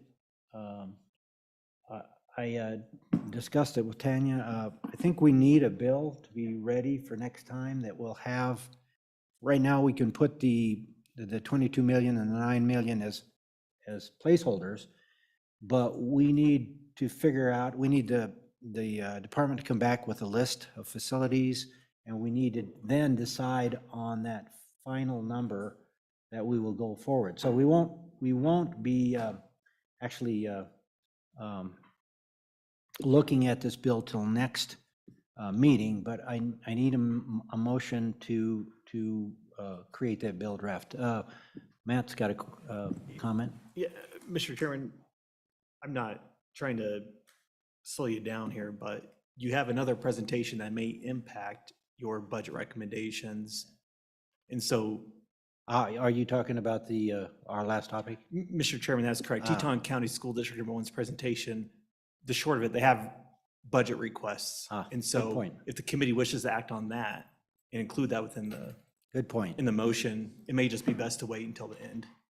Good point. Good point. I didn't think about that. I'm glad you caught that. Thank you. So, in light of that great advice, let's move on to our final topic, Teton County School District number one's facility needs.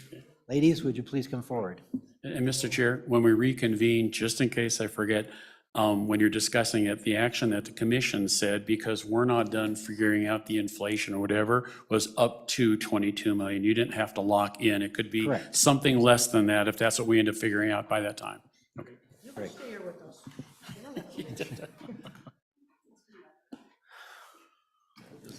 Ladies, thank you for patiently waiting for us throughout the day. Thank you, Mr. Chair. Janine Bateski from Teton County School District. I'm a member of the Board of Trustees. And I want to start by circling back, if I can, because there were a couple of things I didn't really feel like I should get up for public testimony to talk about, but I know Senator Landon asked the question about things being on time. We had some, I do swear, our middle school is jinxed, because every time we've had some sort of an addition or construction there, it's been late, but this time it was particularly late, and we certainly had some supply chain issues that confronted us on that, particularly glass and steel. The other thing is, you were talking about the cost of construction. I gotta tell you guys, this totally blew my mind. I have a friend who has 2 college sons who came home for the summer. They worked as Sherpas sloughing material for a construction company, making $40 an hour. $40 an hour. That is absolutely crazy. So I guess to get to the topic at hand, if I can begin. Please. I don't want us to be considered special. That is not why we came to you. We came to you because we see the freight train coming, and we're trying to get it stopped before it goes much farther down the tracks. I don't know where all of these people are coming from. I don't know how in the devil they can afford to live in our community. All I know is the reality of the enrollment we're seeing in our schools. It's kind of crazy to me. So, you know, we have tried to go through, I would call it a very, very expedited process. And I guess we get called special for it, I don't know. Our enrollment is up over 100 students at the high school again this year. I mean, it's nuts, absolutely crazy.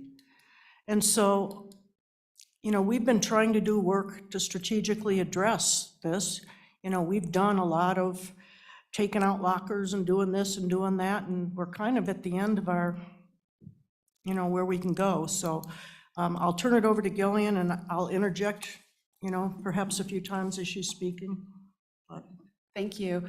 Gillian Chapman, Superintendent, Chairman, and members of the committee. Thank you very much for having us and for your support and your continued efforts to guide the entire state during some unique challenges. And in our community, the growth in our school district is matching the growth in the community. And like the commission, like the state construction department, and like the select committee, our board is always looking ahead and trying to manage and be proactive and project our facility needs so that we're not looking in the rearview mirror going, oh, I didn't know that would happen. For the growth in Teton County, our projections for our schools accelerate our timeline and our concern because it's happening so rapidly. if I can interject one comment, as you well know, our county commissioners have been under great scrutiny for being difficult to deal with, for not approving projects and so on and so forth. Consequently, now I think they're in the expedited mode and trying to, it's a similar story to what we're seeing here in Laramie County. I prepared some slides for you with talking points, and I don't intend to go through each one of them. However, the things that I want to point out, we are what's referred to as a 100% or higher cohort survival data or district, and what that means is year over year, instead of losing students from second to third grade, we actually gain students. And so it's not a great way of referring to children, of course, talking about cohort survival data, but it is reality for us. We are actually over 100%. So looking at our class of 22 graduates, when they started kindergarten in 2009, they were a class of 207. When they graduated, they were a class of 208. So that is more than 100% cohort survival data. At the same time, when they were in kindergarten, the senior class of 2009 had 172 students, which was just like the biggest class the school district had ever seen. And people were like, where are these kids coming from? Now that is the norm. And so if you look at the fact that we have from 2009 seniors to 2022 class seniors, when the enrollment is going up 40 students per grade level, you can begin to see what the issue is in our school district. The next slide, in 1999 is when the high school was built, and it was built for 500 students. And currently, we're just around 900 students. School just started on Tuesday for us, so we don't have solid data. And of course, we'll be looking at our October data. And we're currently projecting we're about 90% at capacity. The key point here is we've added 184 students since 2021. So if we continue to grow at that rate, and knowing that we are a 100% or higher cohort survival data, our school district, you can see what our projections are over the next couple of years. We will be over 100% capacity this time next year, if just looking at our cohort survival data. And this leaves out all the new construction, which the chairwoman of the commission referred to as maybe a dream. She's heard of, people coming in and new companies coming in. These are places that are currently already approved, under construction, or in design. It's not a matter of if, these places are coming. In our school district, also referring to her comments about local control, we have done everything we possibly can do. We have taken lockers out and created classrooms, which actually increased the capacity of the school. And so instead of having only 100, or 926 was the original capacity, now we have 1,006 because we took out lockers. Our kids do not have lockers. They have small classrooms instead. Part of the lunchroom became a culinary classroom. We have done all of those things that we possibly can do. We've taken out meeting spaces and created classrooms. We have, as I mentioned, taken out all the lockers, so kids don't have lockers anymore to create classrooms. We've closed boundaries to out-of-county students for enrollment, which is really challenging for a parent. Many parents commute from neighboring communities. They drive an hour. They don't want their kids 2 hours away. If they drive to work and they're in school in a different county and then something happens during the day, they could be 2 hours away. So I understand when our employees and the community want to have their children attend our schools, but we can't allow it because of capacity. These are all issues that are really tough decisions. We've changed boundaries within our elementary schools to maintain the enrollment capacity so it's suitable for a learning environment. The same children that were educated in trailers before Munger Mountain Elementary School was built in 2018, and we had 630 students in trailers. Those are the same kids that are in middle school and high school today. And I would argue it's not an equitable situation for them. As you look at our achievement data in our other school and in elementary schools post Munger Mountain being built, our achievement data has increased tremendously. And I'm really excited to share all that once those the data are actually released for public. The next slide indicates all the confirmed housing developments in our community. And we have up to 2,600 new housing units through 2028 that have already been approved for design. And that will nearly double our school district population, indicating that we would go up from 92 to 134 more students per grade level. And that's based on a rooftop multiplier of 0.5 to 0.75. We have followed the state's process for our school facilities request. And unfortunately, the state's process, which is certainly well-intended to be an equitable process, however, it doesn't necessarily keep up with some of the anomalies that we see in our communities. The other thing that our school district is doing as a part of our long-range operational strategies, we have done a most cost-effective remedy study for elementary schools in 2015. In 2018, we did one for secondary schools. We've completed the renovation and addition at Jackson Hole Middle School just this summer, and that was a much less expensive way of managing the growth at the middle school without requiring a complete rebuild. And we have completed a capacity, condition, and suitability of our bus barn and our facility buildings, as well as the high school. Through the most cost-effective remedy studies, the data validated that Teton County school districts don't leave the district. In fact, we continue to grow.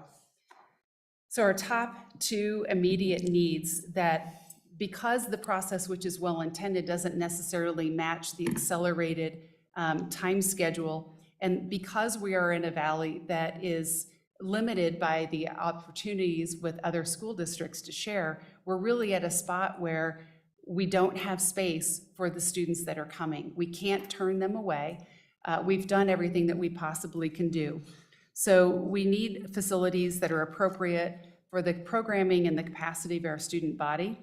And we need transportation and a maintenance facility to safely get our students to and from the school district.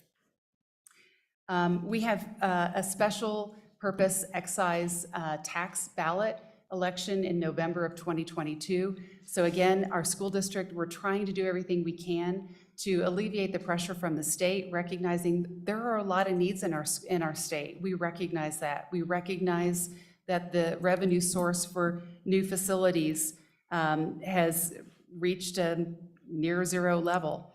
So in recognition of that, we have requested to be on the special purpose excise tax ballot in November for our voters to consider $16.5 million to construct what we're referring to as the Bronc Achievement Center, which is a prefab building, a third of the cost of a brand-new high school, which is likely where we're headed in the next 10, 15, potentially 20 years, based on our enrollment projections, and interior renovations. So these large classrooms that needs more space can be moved out to the Bronc Achievement Center, and the interior could be redesigned for smaller academic space, therefore creating up to 700 student capacity so that our high school will no longer be at 100%. So we recognize that, and I think most districts do this, is that they share their gymnasium facilities and that kind of stuff after hours. So recognizing that is what allowed us to go to the community to say, hey, we need to chip in to help build this building because you'll be able to use the gymnasiums and whatever after hours. The following slide, which would be slide 9 for you, are images of our students. This is lunchtime.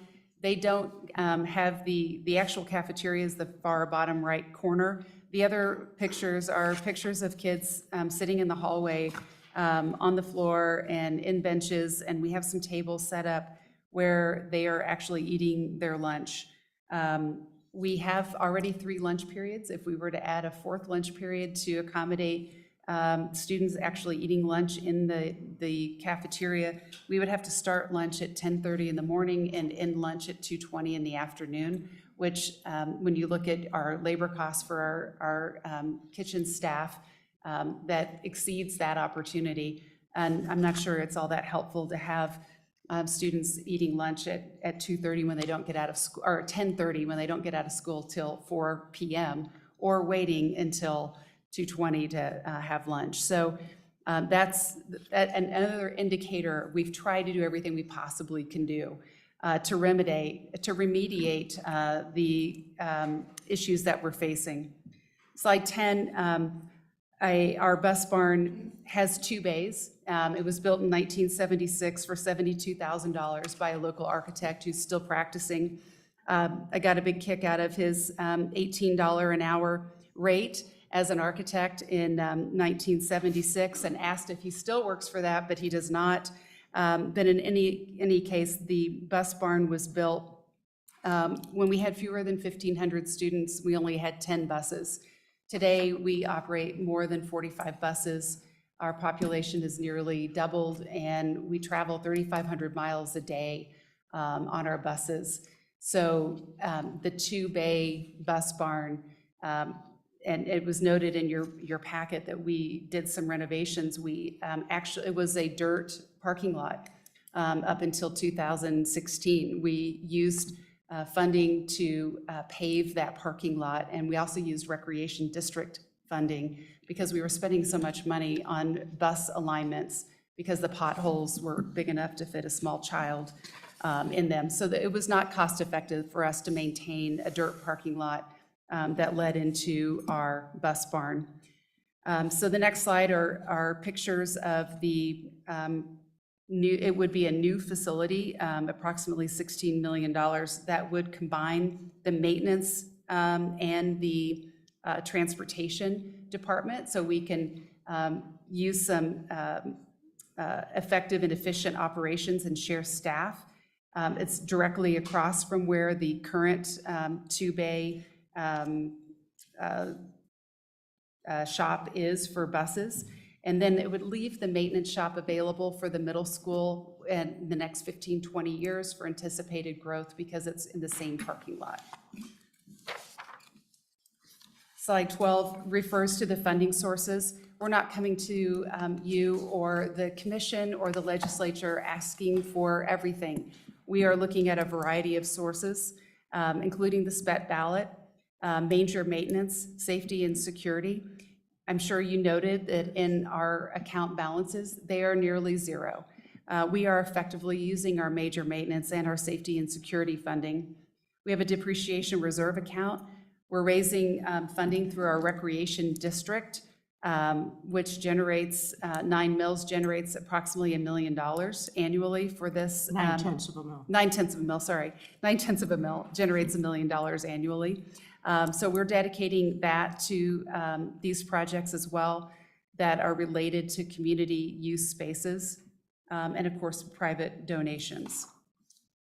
The last slide is a summary of our need and our efforts, and we certainly appreciate the time that you have given us and the flexibility to say, we've done everything we possibly can do. We're at an end point because we don't have the flexibility of sharing facilities or sending students to other school districts that have capacity availability.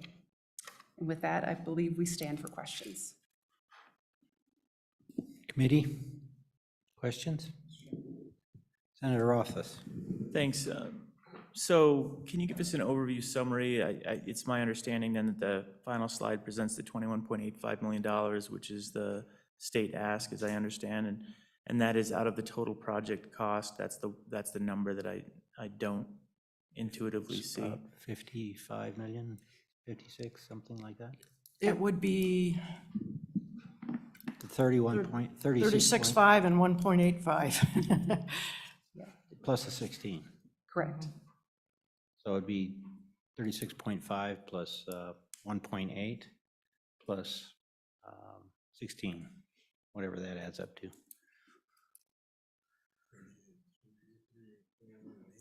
55, I just did about 55 in my head, so. So around 55. So, Mr. Chairman, the state asked then for that just shy of, is 21.85, and the total project cost is about 55. 40%? Somewhere in there. Shy of 50%. Mr. Chairman, I have kind of an odd question, which we have a strange system in Wyoming where we prevent you from doing your own thing to a large degree based on the constitutionality and the equity associated with your ability to raise funds. It looks, I see the clear path to the community center facility as being a community center that's then used. What about the bus garage, which looked like that was a substantial portion of this, but I don't see. We really, Mr. Chair, Senator Rothfuss, we really see no way of going to the community and asking them to fund that. Mm-hmm. Yeah, I don't. There's just no shared community use that we could. And Senator Rothfuss and Chairman, if I could add, we have requested to work with the START bus, the community transportation, and they have their own needs as well. So when I say we've exhausted all efforts to figure out how can we creatively solve this, we would love to qualify for an e-bus, for example, but you have to park it inside. We can't fit it inside our bus barn. So we are trying to be effective and efficient, and we've exhausted all of our creative solutions to do that. So that was just another effort that we've tried. Appreciate it. Thank you. Any further questions? Senator Cost. Thank you, Mr. Chairman.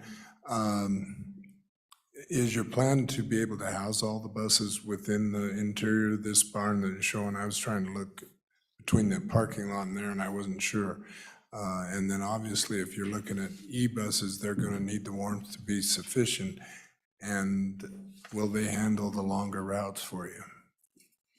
Thank you, Chairman and Senator Cost.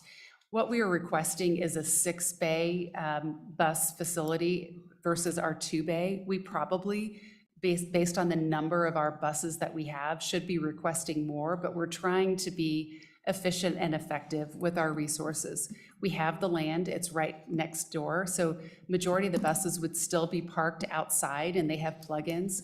The e-bus, for example, would be one bus that we would like to request through a federal grant, which we qualify for, and every week they remind me, have you submitted, have you submitted? We have submitted, but we can't park it indoors. So we probably won't get that.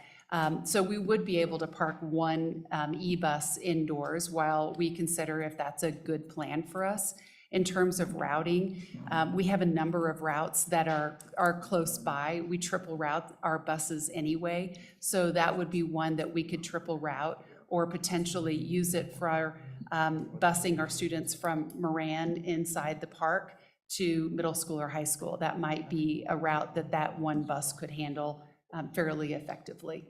We do have about a 90% ridership rate, so all the buses that we have out there are really reducing the congestion on our roadways as well. So we see it as a real benefit and a real high need that we have to maintain one of our greatest assets and to be safe to get the students to and from school.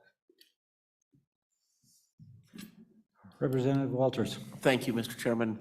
Just confirming, basically, if I'm reading your information correctly, you have 45 to 50 buses, something in that neighborhood? Correct. Any further comments, questions? Mr. Chairman? Senator Rothfuss. One more, and I think I asked this briefly last time when we started the conversation on it, but the high school is configured currently 9 through 12.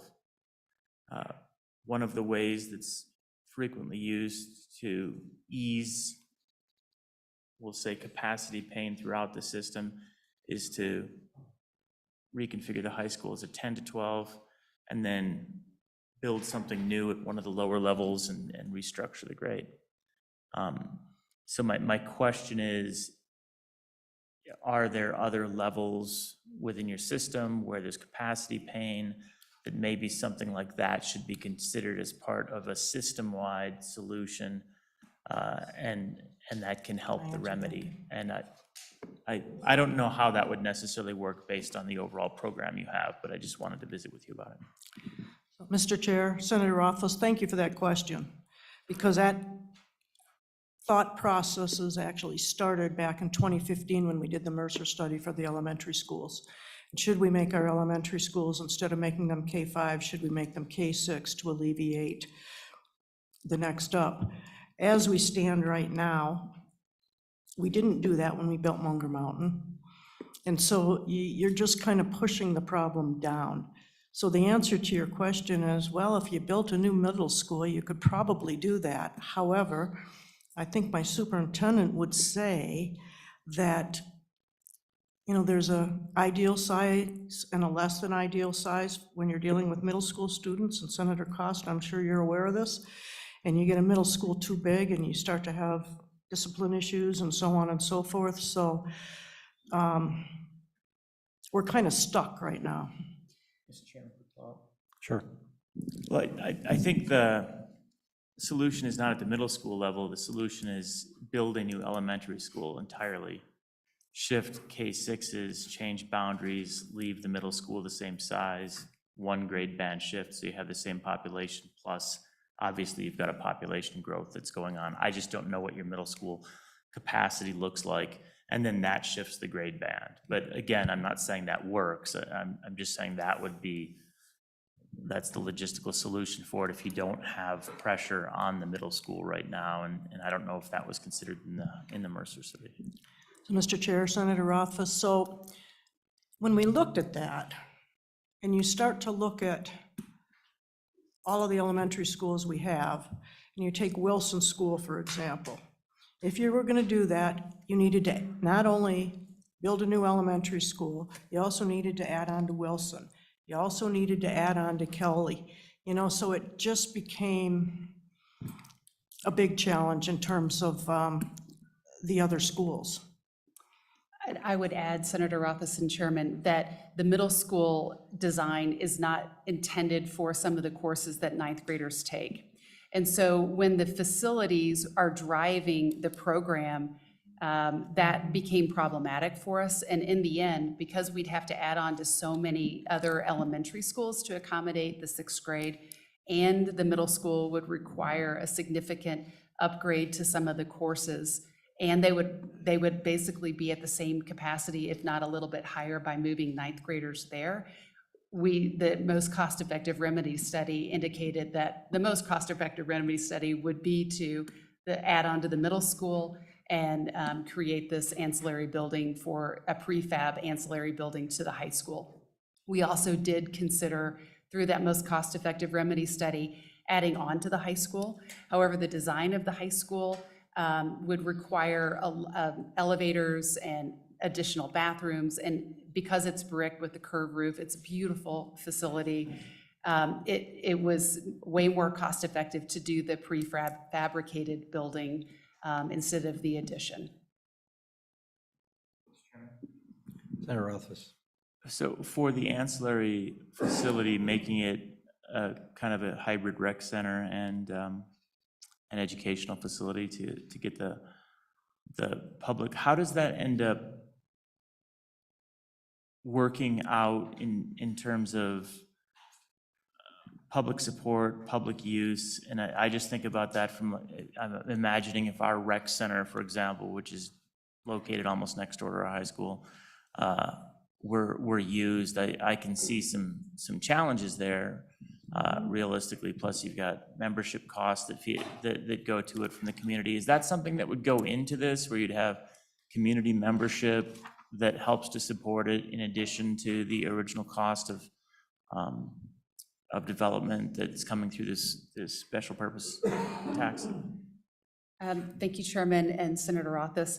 This facility, when we refer to it as a rec center, it really wouldn't be open to the public for a general person to buy a membership and come in, because we'd have to staff it. What we've seen in our community, the youth programs and the current recreation center and the athletic fields and activity locations for youth are so limited because our community hasn't kept up with those kind of facilities hasn't kept up with the growth in the community. So this would be an opportunity for soccer club, youth basketball club, tennis club. We don't have indoor track at the moment. So this would be an opportunity more for our youth students, our youth and our students to use in the evenings.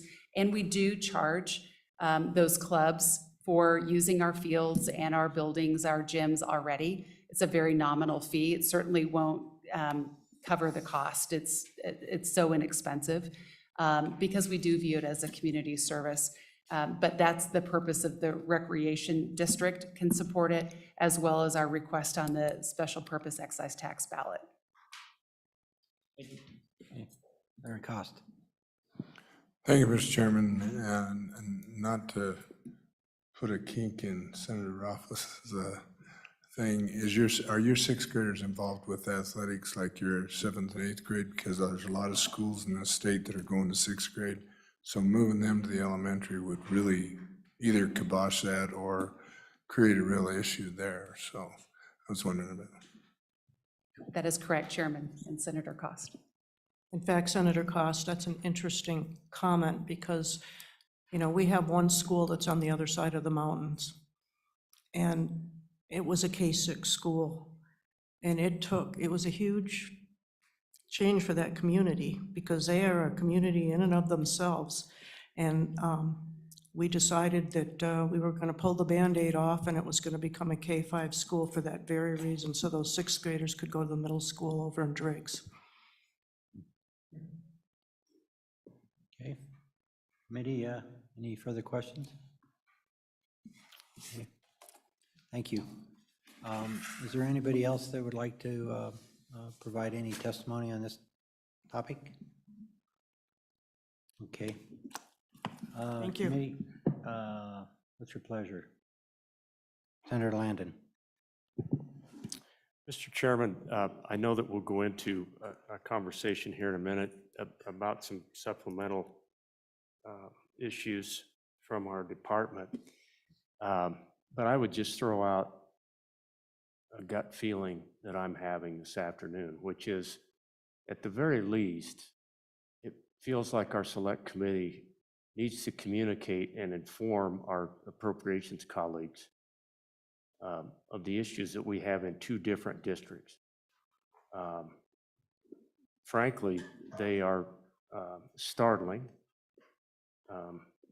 and concerning, and I'm not suggesting that we go forth with a bill, but that certainly could be done as well. I'm saying at the very least, it feels like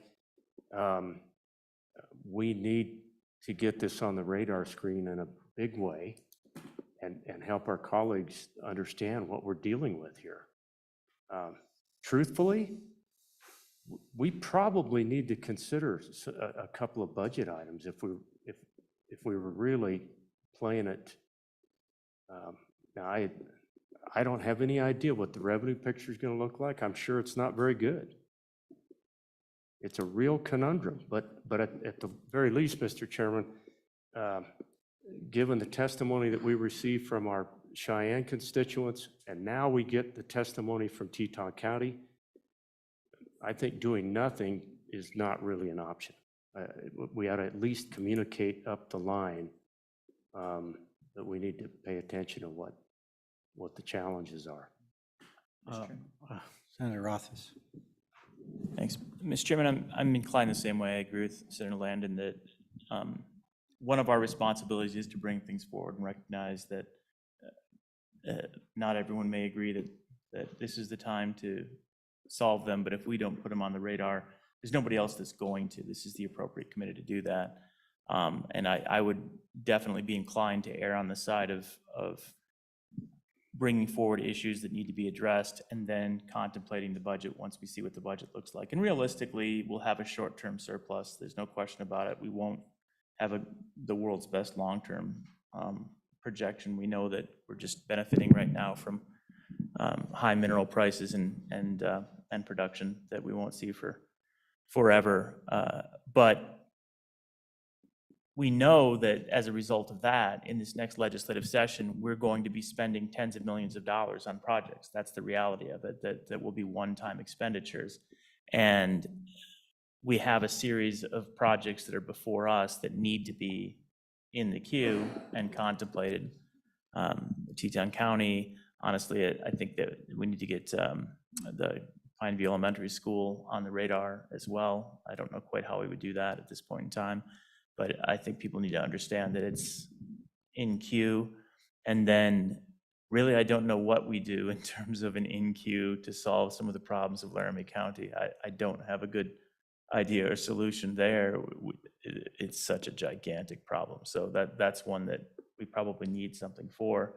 You may have a suggestion on what an appropriate first step for that queue is, but to me, it's three pieces in addition to the inflationary request. So you've got inflation as one, you've got three others, and we should have all three of the others on the radar as well.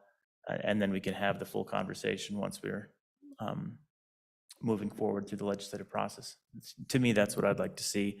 It doesn't mean we all even have to support them realistically if we decide that we have other priorities, but I think it's important for this select committee to bring forward the issues for greater consideration. Senator Cost.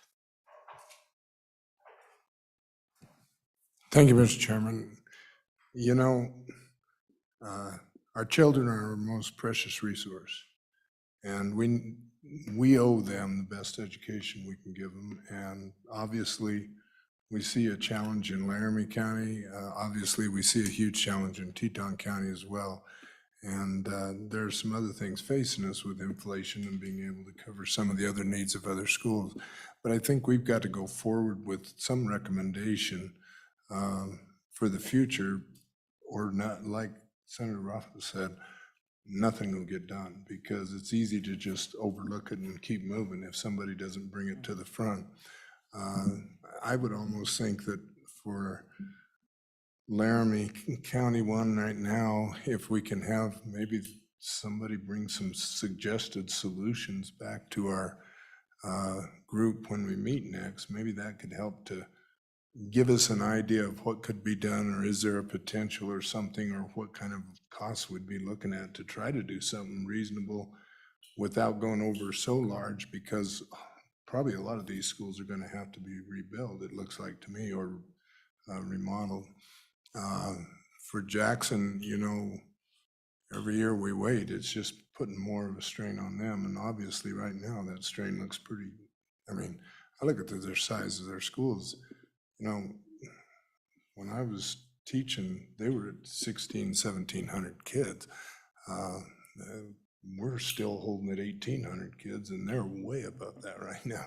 So there's a huge jump there, but I think it's our responsibility as this committee to at least bring it forward and try to make sure that people are aware of the situation and see if we can come up with some kind of a solution by the next meeting to at least present.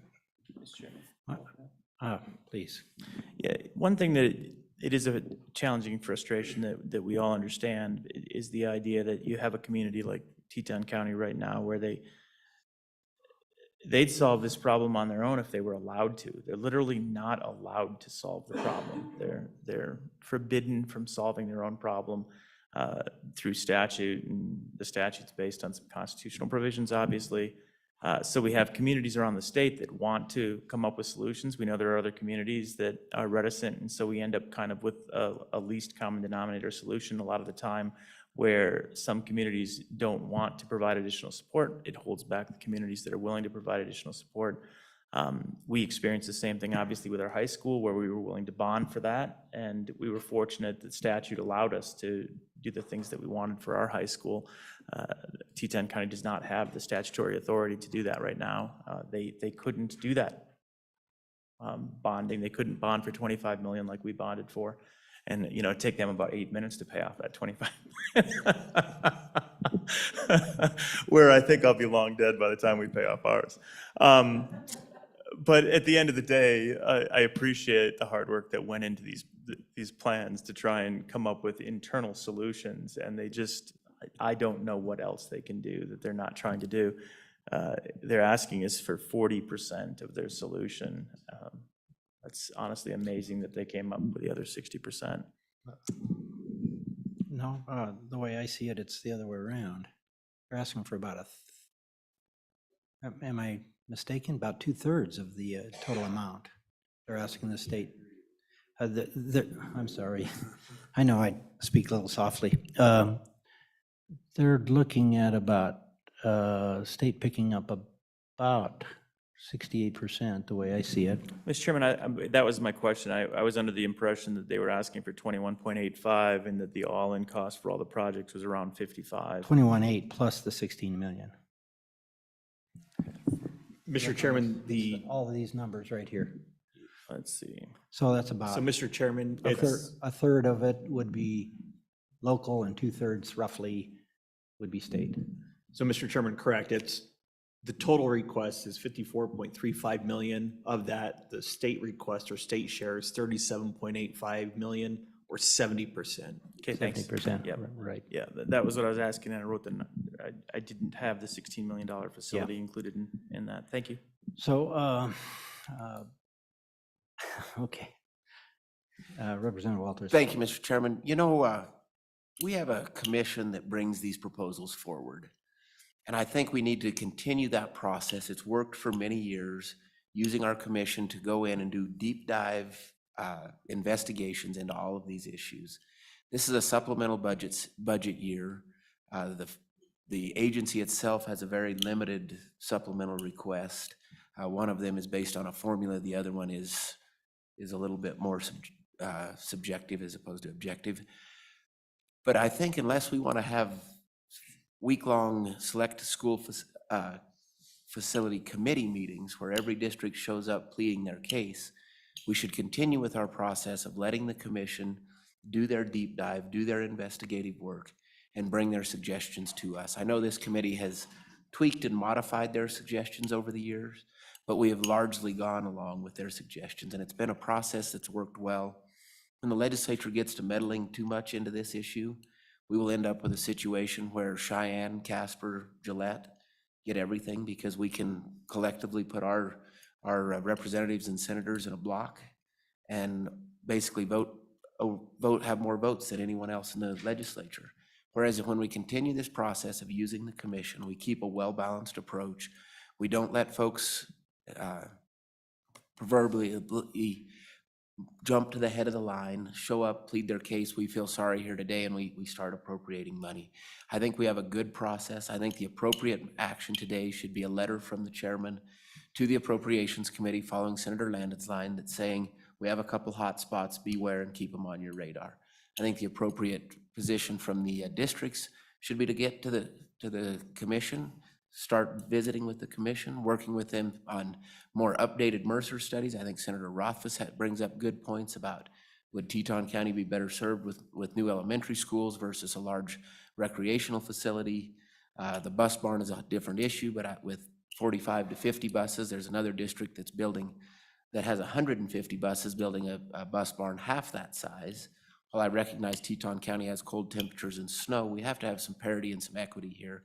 And I think it's putting the cart ahead of the horse for this committee to jump out and start deciding what we should be funding and whatnot. I think the appropriate mechanism is a letter to bring it to the appropriations attention. There are these hot spots, and then let the commission do their work as they have done so well over the years.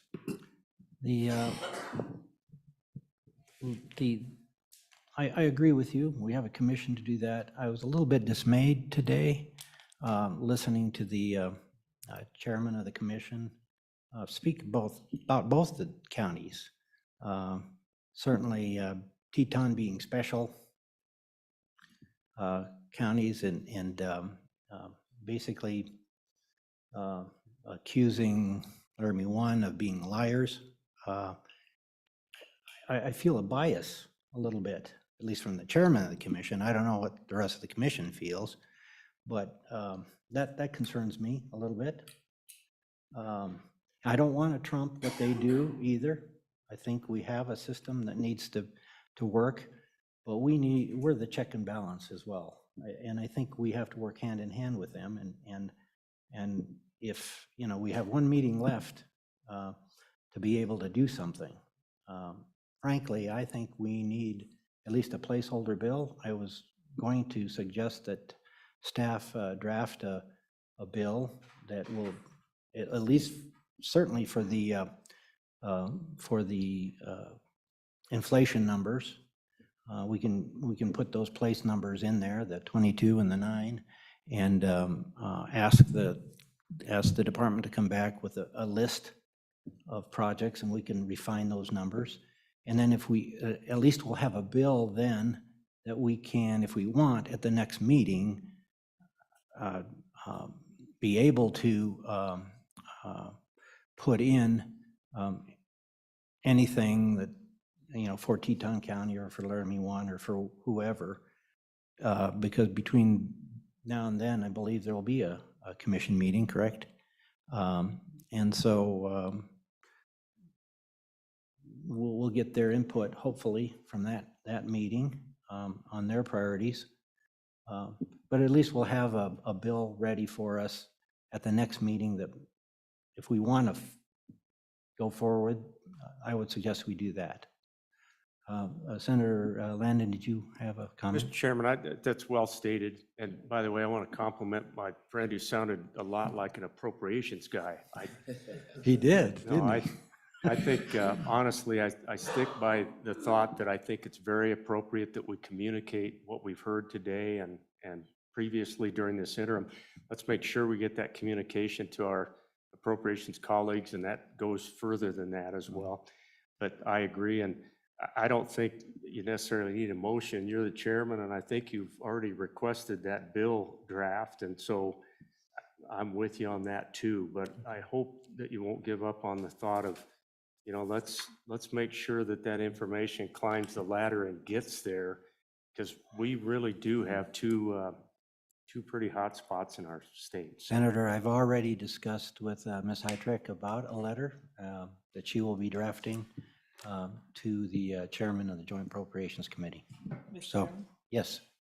Yeah, Mr. Chairman, one other question though there is, we're hearing the presentation on Jackson Hole High School and how they're facing challenges, and honestly, I think it's pretty clear from the presentation of what is actually being built with approved projects, looking forward that there will be even more stress on the high school. But when I pull up the priority list for projections of enrollment, they're not anywhere near the top.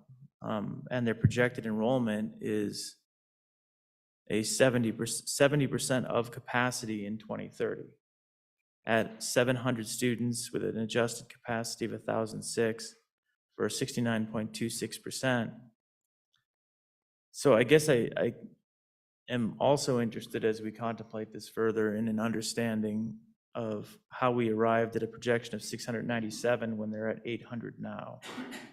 And the projection of if there's 2,800 new housing units being built, it does lead me to question then maybe the process or the methodology, or maybe we just need to revisit this number. But I would find it highly unlikely that in 2030 there'd be 700 people in that high school if there's over 800 today, and with cohort survival as the basis for it. So I guess I'll ask then, as an additional request, as we contemplate this from the commission standpoint and from prioritization, if they'd spend a little bit of time as well, so that we can come back and hear a more refined projection on Jackson High School out in 2030, or justifications for it, if that makes sense. Thank you, Mr. Chairman. Thank you. Well, you know, the issue is age old, at least as long as I've been in the legislature, and as long as I've been designing schools in this state. That, you know, I've been leery about projections. They've never, you know, they seem to never come true. Either they're short or long, you know. And I'm not so sure that we actually look at the right data to come under these projections. As we heard testimony today, we've got 1,000 new homes going in one subdivision, and I know Sweetgrass. I know how much is projected there. Yet I'm not so sure that data is looked by the department or by the School Facilities Commission or what. I don't know how they get their data. But I know Teton County is growing. I know Laramie County is growing. And to have folks say that, you know, in 10 years we won't be there, the missiles are going to go away or whatever, that's frankly, I think, I was at an NCSL conference just a few weeks ago, and I mentioned it to my colleague here, that, you know, Amtrak is considering and really pushing a line between Cheyenne and Pueblo. If that happens, we're going to be a bedroom community to Denver and Fort Collins in the Front Range. No one's going to want to. You want to be residents here. Why would you be a resident in Denver when you can get there in half an hour or 45 minutes by an Amtrak Excella train? If that happens, you know, all your projections are going to go out the window anyhow. And frankly, over the last, I don't know how many, it's been 6 years out of the 8 that I've been in the legislature, you know, all we've been thinking about is cutting, and we've been cutting back, yet our growth here continues to grow, and we're just getting behind the curve. And I don't see us changing trajectory. It's, you know, it's all about money, obviously, but frankly, it's a constitutional requirement that we fund these schools, and we as a legislature are shirking our responsibility if we're not doing that. So I don't know. I'll get off my soapbox, and but I do request. It's a good box, yeah. I do request that we do have a bill drafted for next time, and whether we use it or not, at least it's there, and we'll be able to push forward. Mr. Chairman, the bill you're requesting then would be for the $22 million for the inflationary factor, and then $9 million for the major maintenance for the RS means increase. Correct. And then the ability to add to it if we need to, or any other funding need we've heard today or else. it gives us the opportunity to have a bill going forward. Matt? Mr. Chairman, there was a request earlier of staff to review the historical appropriations on security fund and the limitations associated with those, whether or not the commission has the ability to move funds between projects or not. Would you grant latitude to staff as part of its review if we feel we need to amend the law to include that as part of that bill draft? Oh, that would be great. I think that would be very appropriate. And Mr. Chairman, if you want, we could do that in a separate bill or within that bill draft. It's your prerogative. You guys think separate? Sounds like the committee wants separate, so. Thank you, Mr. Chairman. It does keep it cleaner. Okay, is there any comment of, Janine, you want to step forward again? Thank you, Mr. Chair. You know, I've been kicking around doing this for about 20 years now. It would be interesting for you to look back when we started this journey back in 2002 with Bubba, and how the process worked and how the process was used to calculate or forecast enrollment in schools, because we have taken steps along the way. For example, I remember in the beginning, I think it was like 3 years, or you projected out 3 years because 3 points make a line, right? And then we got to the point where we became a little bit more sophisticated, and we allowed the use of county building permit data to help structure the process.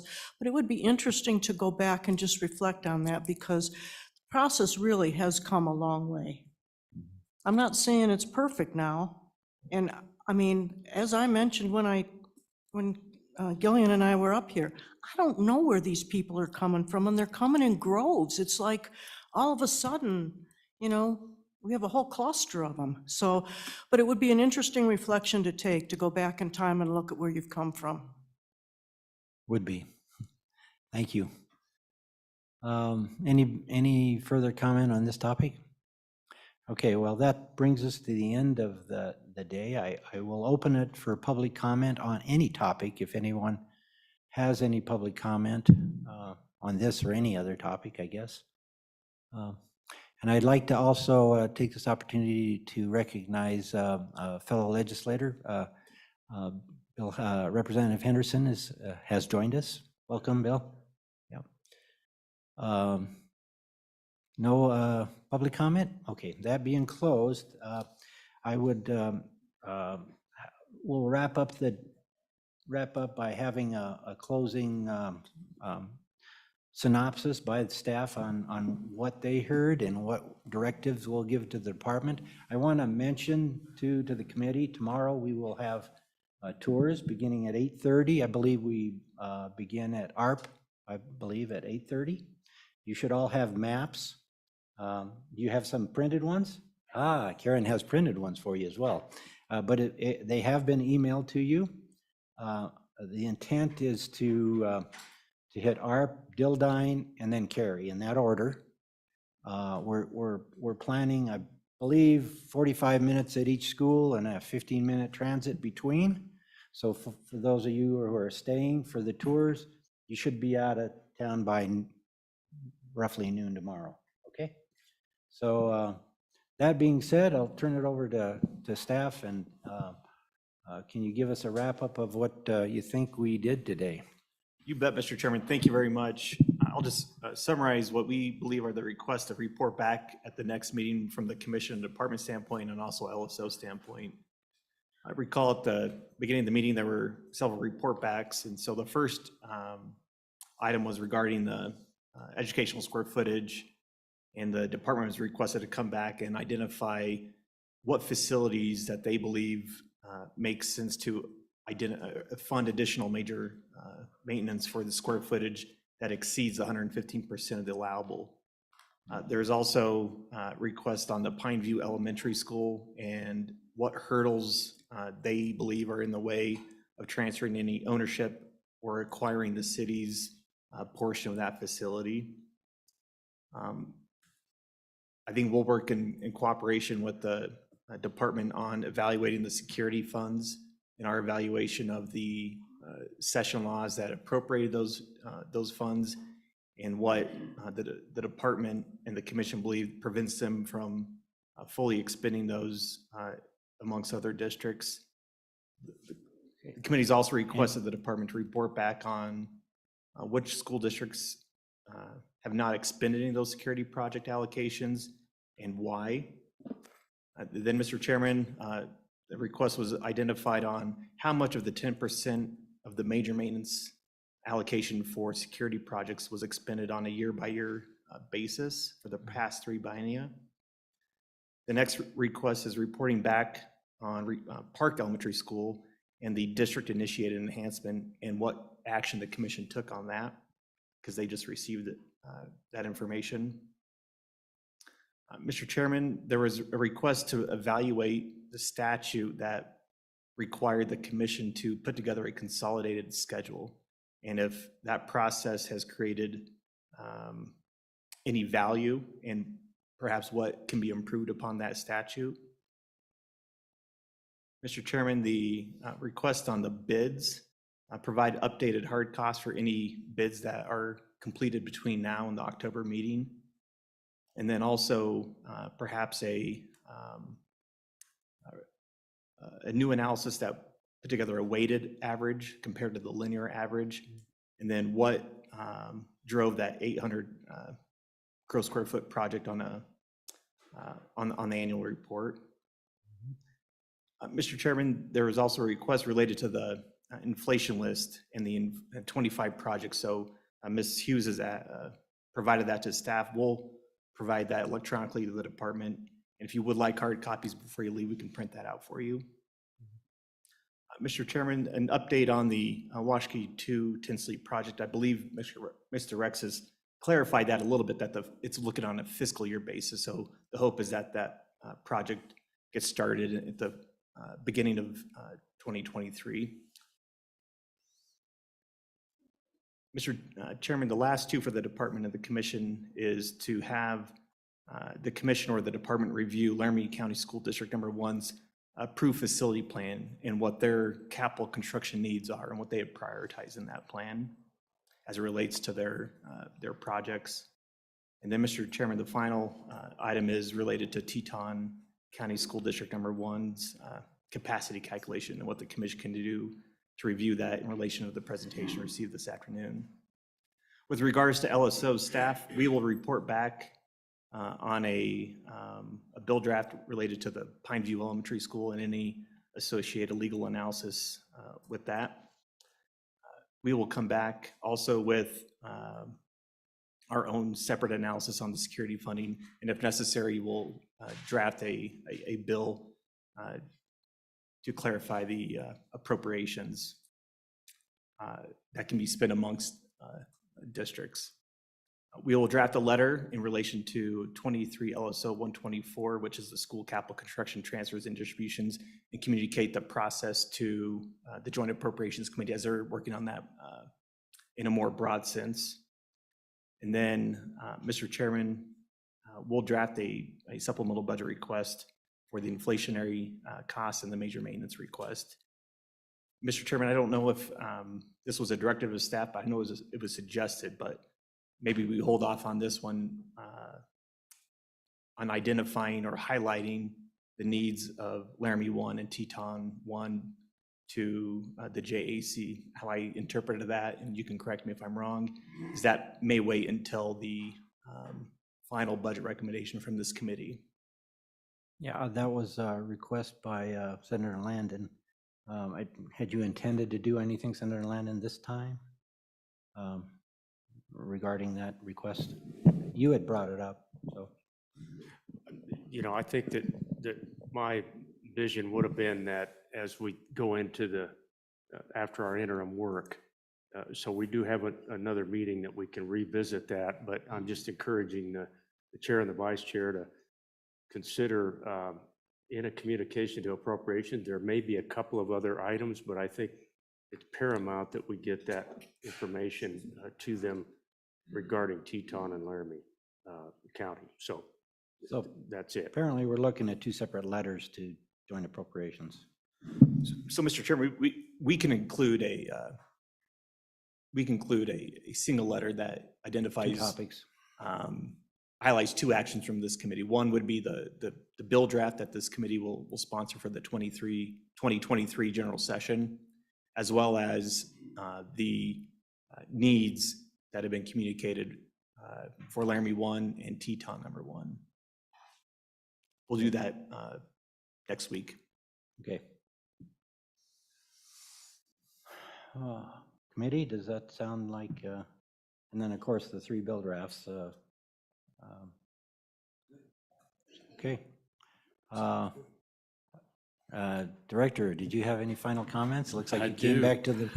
I do. The information that our department provided for today was steep and took quite a bit of time. The agenda items I just heard are more agenda items than what we just did. I don't know if the time involved will be the same, but we are in tours tomorrow, so we have 3 weeks to do this work. Before we hit agenda is the October 5. So coming back that Monday on the 3rd, we gotta go from our draft folder to our final folder so we can send all that off. So we'll do all that we can do. We know you're trying to get a lot done this year, and we are glad of that. But it's another heavy lift, and on top of the commission meetings, on top of the SBCs and the JACs and everything. So we will do what we can with that. I also just wanted to say that we will meet with the district, Teton 1, and look at projections and enrollment. One of the reasons that I wanted you to hear their story, I mean, any district can come to you in the commission, they don't need to come through us, is back when I got here a year ago, I thought there were some compelling stories. One was the whole, back in the day, trying to do the project for Campbell County, and I just drew a blank on it.